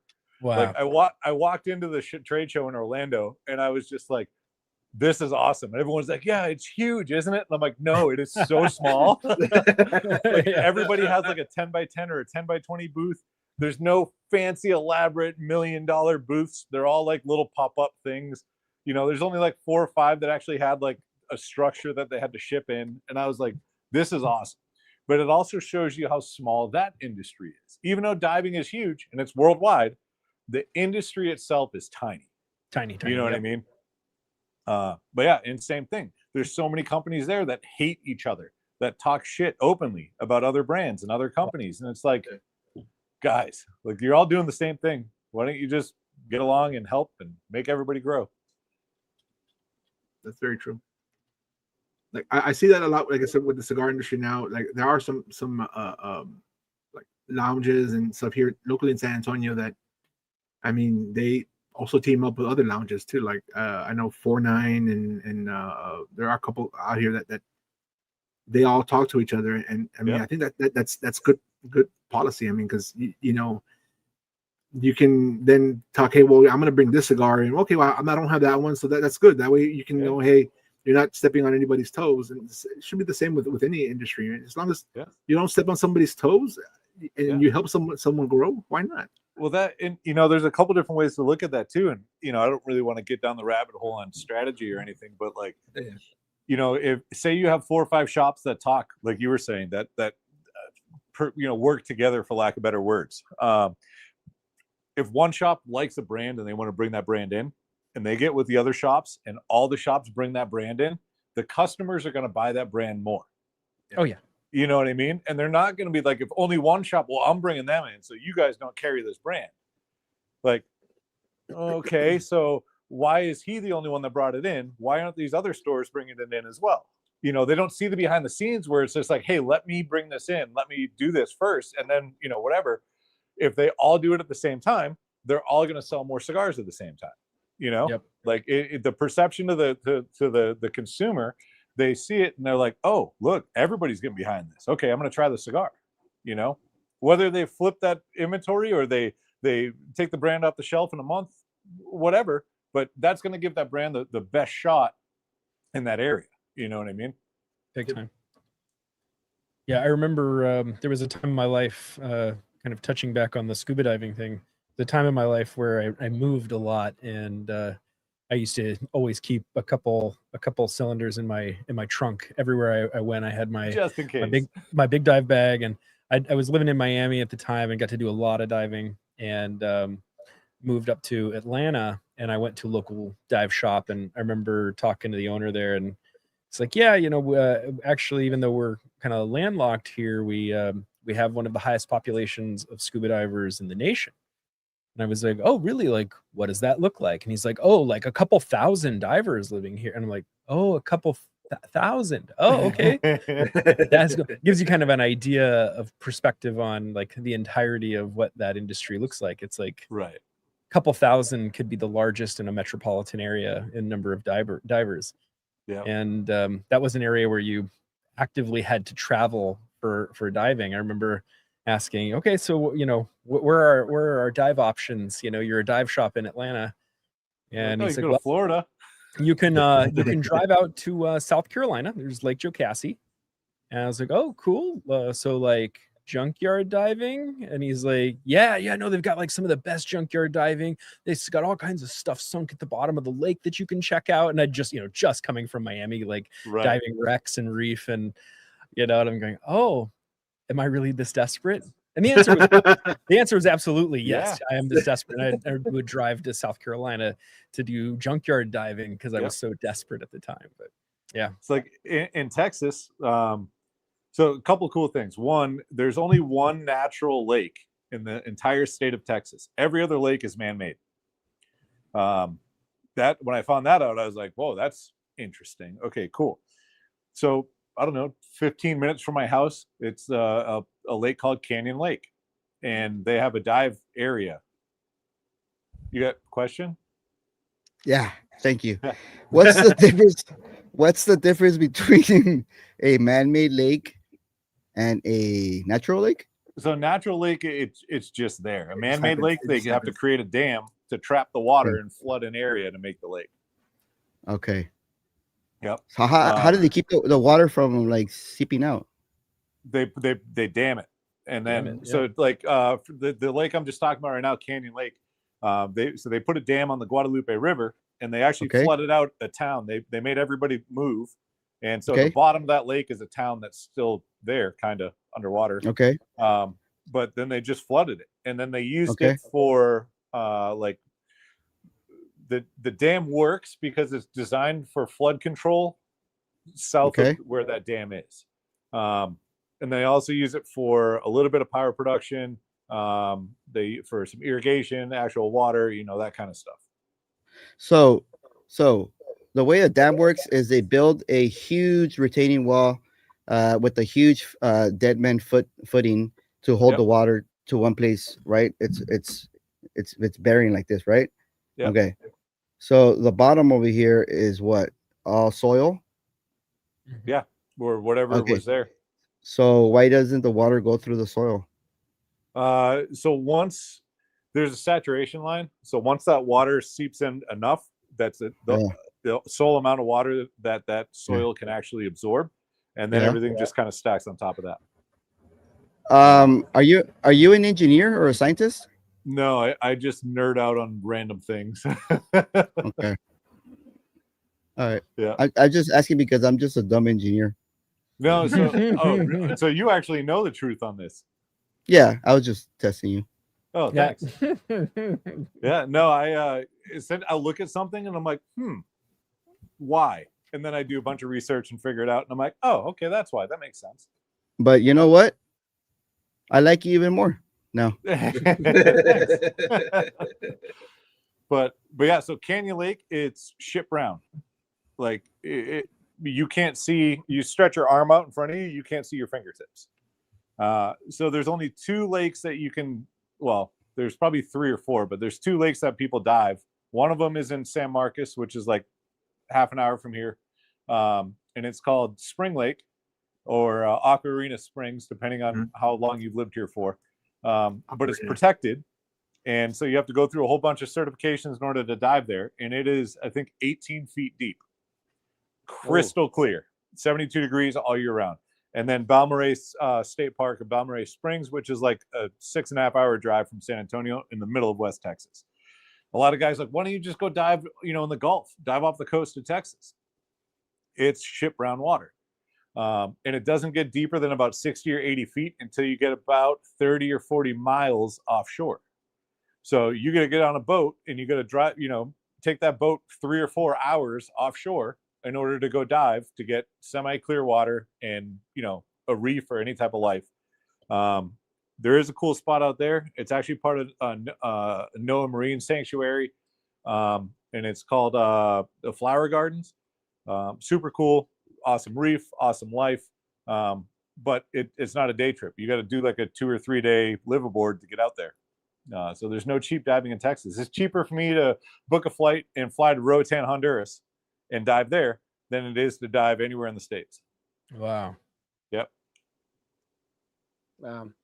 Well, guys, I'm on the East Coast, so I'm going to drop off because it's getting a little bit late here. Bro, me, what? Dude, man, What- I got Dude, where's- me. Dude, where's Red Randall, bro? Man, Red Randall's always here. No, It's a busy week. No, Red Randall would never say, "I gotta go." Yeah, man, been drinking water. Oh, I ain't oh, got, Oh, so that's how we get you to be quiet. You drink water. Yeah. Y'all I'm take just care, kidding, bro. man. Later, Randall. Yeah, yeah. Right. Later. Take it easy, man. Thanks for coming on. Hey, Have a good one. It's good meeting you, man. Great cigar. Thank you very much. Great. Appreciate that. thanks for being such a team player, bro. Later. Later. You guys just get hit with like a whole bunch of age restrictions right now. Did we? Dude, What? I got hit with 7 and 1 removal. Yeah, right now What? my phone just Do- lit up. Do you know why the removal happened? No, I mean most of those. I've actually never had one that I couldn't get back. It's usually just an error. Wait, hold but, on. yeah. John looks a little bit concerned. Can you tell Is it him my what? fault? No, not for this. Oh, okay. No, I figured so- it's something I said. I'm like, my bad, guys. No, so like when we post like cigar reviews, a lot of those get targeted, of course, for age restrictions, and that's sort of expected. Yeah. You basically are not going to be promoted in the algorithm once it gets age restricted, and that happens after a time. But every now and again, the bots also pick up one of those for removal if Yep. it meets certain criteria for not meeting terms of service based on promotion of a regulated substance. Oh, yeah. So we get flagged all the time on Instagram for our bio. Oh, Right. Mm. Let me read you our bio real quick. on Wait, Instagram. don't mention any .coms, please. That lead to. Yep, I won't. Okay. Okay. It's 100% veteran owned, must be 21 or older. That's it. Awesome. That's all it says. What the hell? They flag it like every other week. Oh, wow. Yeah, it's like okay, like I don't know what do I need to remove? Do you hate veterans, or do you hate that we're trying to make sure only the right people can see our stuff? No, I think I'm just a dumb engineer. The 21 plus is fine, but I think what it is because you're implying you're a brand owner because you're saying veteran owned and you post cigars. Yeah. So you might want to change that to something else. Right. Yeah, I think because I have plus 21, but I say this is my cigar journey. This is my journal. Yeah. You know what I mean? And you don't have come to up with like this is nothing but sparkles and unicorns. Well, yeah, why not? Yeah. well, John, think about it. You're posting cigars like everybody knows you're a cigar brand. You know, you don't Right. have to tell them. So, Yep. I mean, Yeah. You know Yep. what? You get my gears are turning now. We'll get I Proud veterans. I like it. 21 plus. And whenever in doubt, there's this thing called Chat GPT or Google AI. Yeah. Don't be scared to use that. Yep. Yep. We use it all the time. We, just to make sure we don't. Frank, we no, we don't. Frank, stop. We do not use that. No, Stop. well, I use it all the time. No, you don't. You don't. You don't. There's a conversation I had on another podcast a couple months ago, talking about AI, and the thing that I related it to was like when we're all at least I'm at that age where I was around before the internet was popular, and then obviously now where everything is internet based. Yeah. And there's still to this day a large portion of people that don't truly understand how to use the internet because when it came around, they never thought that it was going to do anything. Like, oh, whatever, I don't need to learn that. I'll figure it out when I need to. And they're still to this day, they're the guys that are like, my phone's broke. How do you fix this? And it's just like, Google it, Well, how do you Google it? And it's just like, I'm not trying to point anybody or name any names or age brackets or anything, but you kind of get the idea. Yeah. AI today is that same thing about that internet boom back then, right? The people that didn't figure out the internet then are the people that are thinking that AI isn't going to stick around or it's not something I need to figure out. 5-10 years from now, if you can't figure out how to implement AI and the things that you use, you're going to be left behind like the people that didn't know how to use the internet, in the early 2000s. Like it's just one of those things that it's been so heavily ingrained in everything that we do that now that it's a mainstream thing, people are like, oh, well, I don't think AI is going to be a thing. Like you've been using it for the past 10 years. You just didn't know. And now they're giving you the platform and being like, here, do whatever you want to do with it. And you're like, oh, I don't need to use that. Like, you might want to figure it out. Yeah, totally. I think I heard somewhere that they're even going to start implementing it in like courses for like college and stuff like that, because it's, I mean, out there, like people can make money off it if need be. They can. It's I'm pretty interesting. sure. Yeah, hell yeah. Um, I'm pretty sure a lot of these pop-ups, bro, like they fucking, typed in, what can $5 build me into like $5,000 revenue a month or whatever, right. making out of like, what are those little things called when you fold the paper, you cut it, and then you like Origami. yeah, with origamis, because all I'm gonna use is stack of paper that cost me what $5.99, and it's got 500 sheets, and my scissors from Walmart that are $1.19. You know what I mean? Yeah. It works. And people pay for that stuff because you can use it for like decorations. Like nobody knows how to decorate anymore. You have a party and it's like, oh, what are you gonna put in the centerpiece? I don't know. We hired Bottle of whiskey.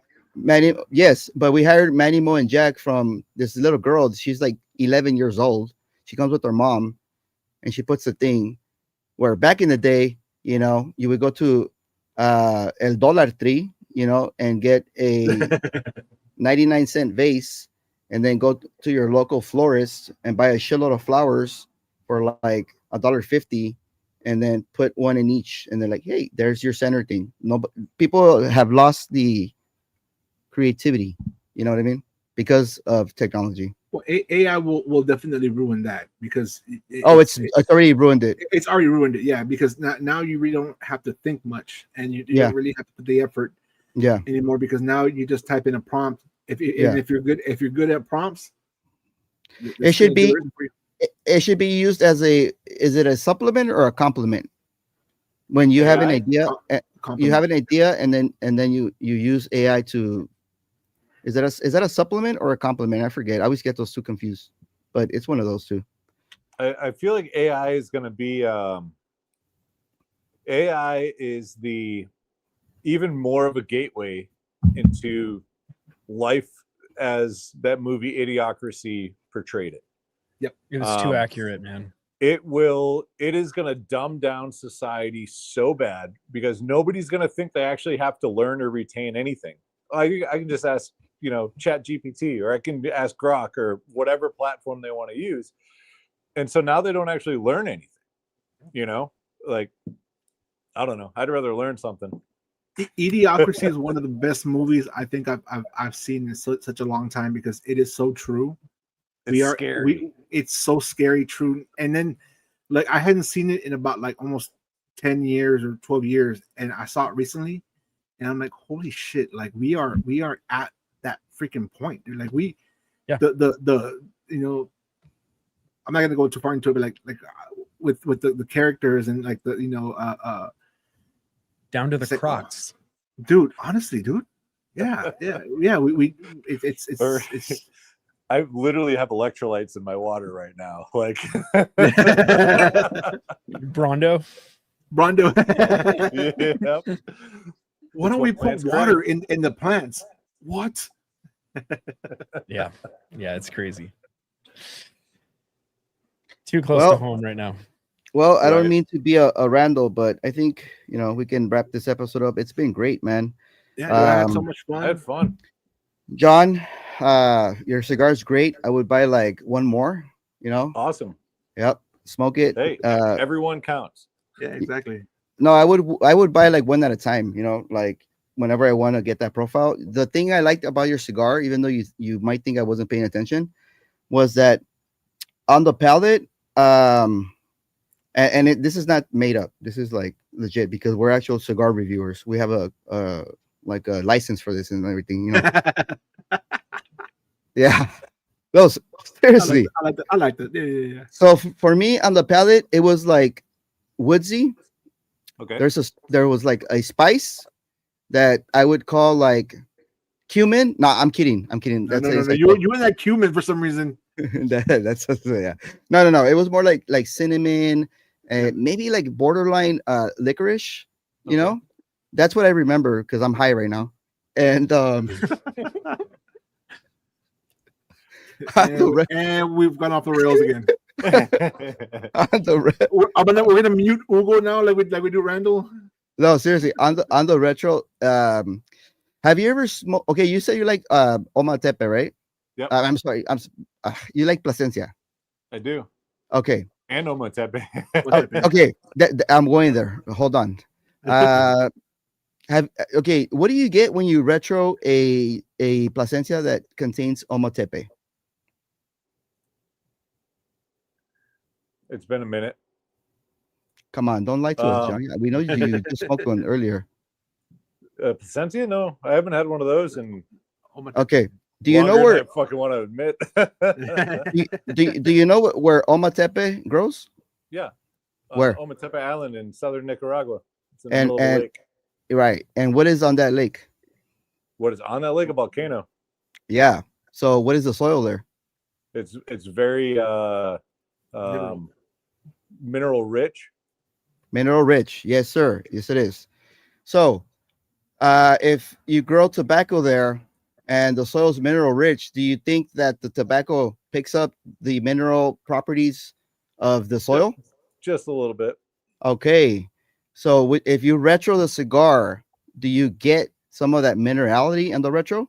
Absolutely. Okay. Your cigar gave me that fucking note, and I just love that note. I love it. And for me, we're talking about, where's it at? Sifon. It's almost like taking a chug of Sifon of mineral water. Okay.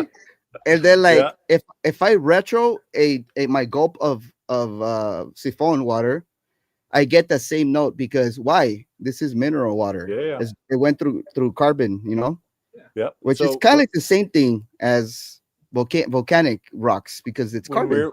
When we were talking earlier about doing some collab stuff, one of the some of the people that I'm talking to have some tobacco that is grown down in Ometepe because I'm a big fan. So it'll be interesting to see how all that comes to play. It's gonna be very unique to say the least. That's good. Yeah. So I wasn't done, but so I get that minerality, and I get like, how should I say this without something stupid? Do you ever get like a nutty profile on the cigar? Yep. Okay, kind of like that, like nutty, and then like if you ever accidentally chew like on peanut shells, it's like earthy. Yeah. Okay, that's earth, Frank. That's earth. That's straight up earth. Because they grab them from the fucking earth and they shake all the dirt off. I'm familiar how peanuts are grown. Thank you. Okay, so yeah, so those I remember those notes because those are the notes that I like in cigars. Okay. The only complaint I have is that it doesn't feel like a 650 to me. It feels like a 5.5 by 49 or 48.5 ring gauge. I don't know why. I don't have a gauge. Yeah. But I have an Oliva, not an Olivia. That's a a Robusto, one of my favorite Connecticut's, and that one feels a little bit bigger on the ring gauge. Okay. But that's fine because I like thinner ring gauge cigars, and the band is cool. The band is cool for me, but it's too big. Yep, it is. I think. But so yeah, I'm trying to. So, and it's going to be really hard to see. This one's a 50. Hold on. Shift. This one's a 52. Hold on. Yeah. Can we see that? Oh yeah, dude. Yeah. So 50. Yeah. 52. Dude, your rollers roll tight, bro. But they might be a little tight, but it's still a really good draw. Absolutely. Absolutely. Sure. Yeah. So every single one of our cigars goes through the draw machine, the draw testers. Yeah. Nice.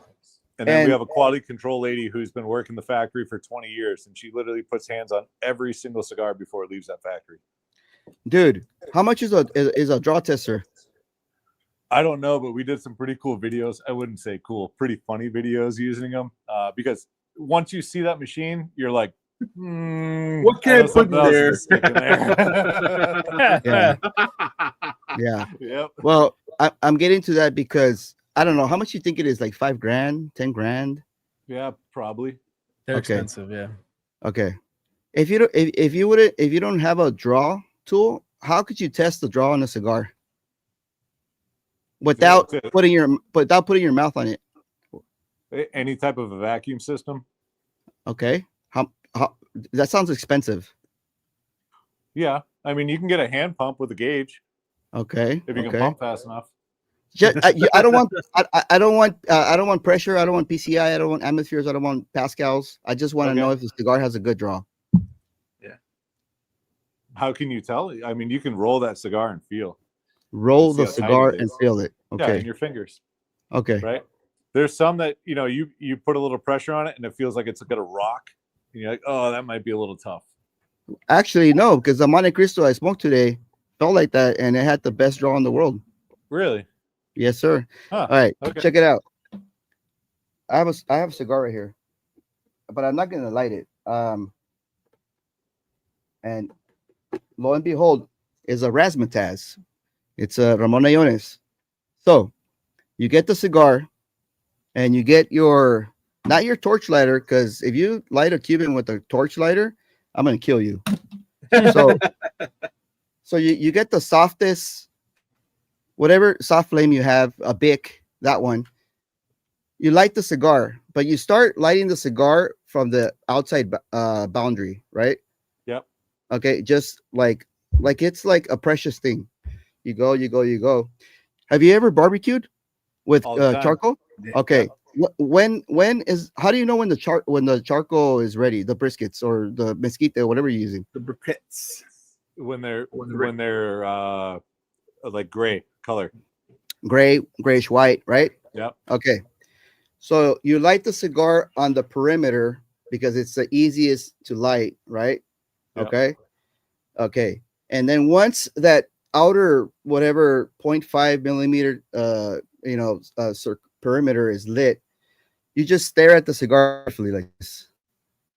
And if the cigar consumes itself into all white without cutting the cap, okay? That cigar has a beautiful draw. Why? Why is it doing that? You tell me. It's self-sustaining. It's working its magic. It's nature. That cigar is perfectly rolled because it's doing exactly what it's intended to do. You see what I'm saying? So eventually the whole tip of the cigar is white. And guess what? You can get your cutter, cut the cap. Don't ever V cut a cigar, please. Don't ever do that. Okay. Punch it. Straight cut, preferably. Get the fuck out of here, dude. Dude, V is for like vagina, V is for vagina, bro. I love vagina, bro. Yeah, but never mind. So then you cut the cap. You take your first draw. That's what you call a virgin draw. That's gonna be the best tasting draw of the cigar, and it's gonna give you, if you're smoking a razzmatazz like this one, it's gonna give you. Steven, Yes. help me out. What's it gonna give you? You smoked this is a Ramon Selectus Robusto, right? Yeah. What is it gonna give you, bro? Dude, On the palate. On the palate. It's been months since I smoked one. You know what this gives you. It's gonna taste like most Habanos taste, right? It's gonna have Fucking like some awesome. amount of, sweet cedar. Yeah. You're never gonna be wrong Cedar. if you say that for Yeah.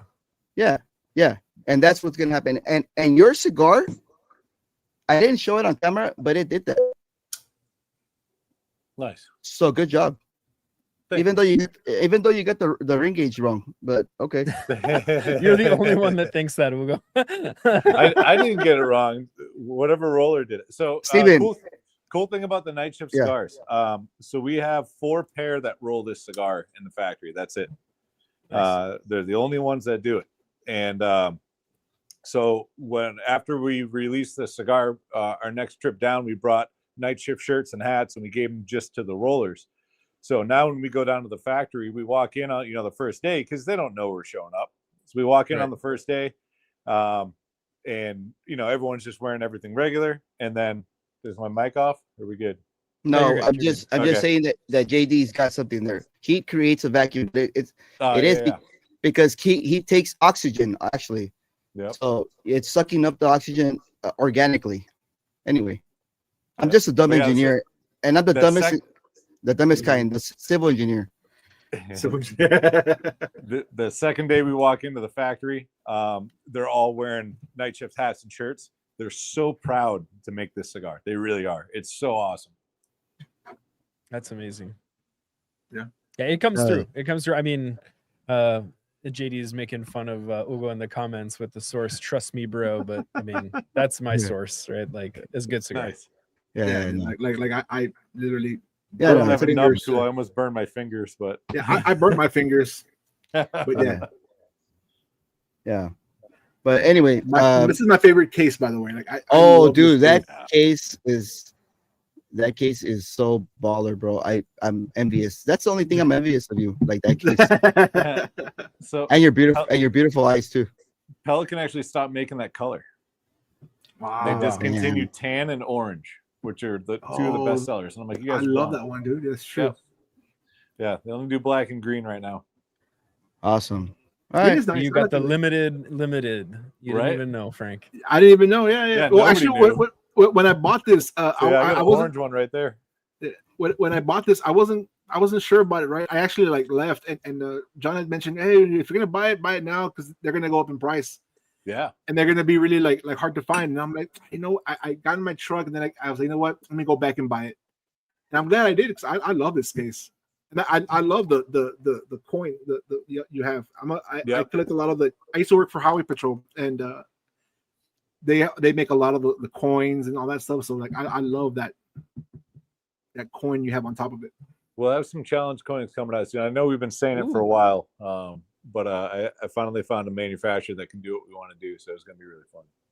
That's great. That's definitely can't wait Very for nice. that. All right, guys. So we're gonna go ahead and end the show here. John, thank you so much for being on, and thank you for joining us for an extra hour. It was awesome of you for doing that, and hope you had fun, and I can't wait to bring you back and talk your next cigar or whatever we can, because it's 10-year, man. Yeah, 10 Absolutely. years. Yeah. Once we 2026. get that guy in, I definitely I want you guys to Sounds smoke good. that. It's delicious. Put us on your media promo list, bro. I will. I will. Well, I'll give you all the information for sure. Yeah. But, It's, like having Frank local too, like that helps so much. Like he just walked in the shop and he's like, "Hey, yeah, we're doing this." And I'm like, "Yeah, we are doing this. Absolutely." But be careful, because if you have too much of Frank, then it's kind of dangerous. A little goes a long way with me. Yeah, I saw him twice in a week, a couple I weeks ago. bet. It's pretty cool. Yeah. Nice. all right, guys. Well, thank you guys for joining and for Wait, for, are you gonna plug in stuff or no? Because I already plugged in my stuff. I'm good, man. Like I Okay. got some reviews Awesome. coming out, whatever, but I'm okay. Yeah. Reviews Steven? Monday, Humidor tours on Wednesday. And you too, John, because you got a podcast, bro. We Oh, do. yeah, We're kind of taking a little break right now. I've been crazy busy with events, and we Black Friday, the holidays coming around. So we're gonna jump in hardcore back in December, back into it. We also kind of messed up when we started. Just it's typical Warfighter thing. We lumped all of our podcasts in with our normal YouTube channel with all like the information videos and product stuff. And so we're separating the podcast. We're pulling all of the content off of our Warfighter Tobacco YouTube, and we're creating a Warfighter Tobacco podcast channel all by itself for all of, and we're re-uploading. I think we have 100 episodes out already. So we're going to re-upload everything, and we're going to start, in December, everything's going to be posted up on there, just to make it easier to find everything. And when's the final part to the redacted video clips? I think it might be coming up soon. We have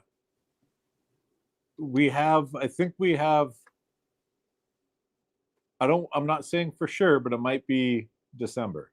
Oh, nice.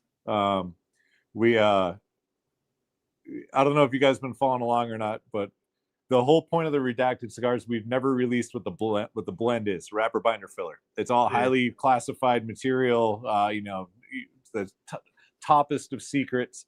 And so the whole premise of all these videos is somebody, found out what was in the cigar. And so we went and buried him out in the middle of nowhere. And then the next month, the body bag was empty. And so that's kind of where it left off. So we can either keep going with a whole bunch of shit, or we can figure out who's in the body bag. So we're trying to figure out how to end it, and make it look good. Awesome. Nice. I had a lot of fun watching those, by the way. So thank you for that. But yeah, I mean they're like 15, 20-second videos, so it's nothing crazy, but it's just fun. We like to have fun with stuff. hell yeah, that's always good.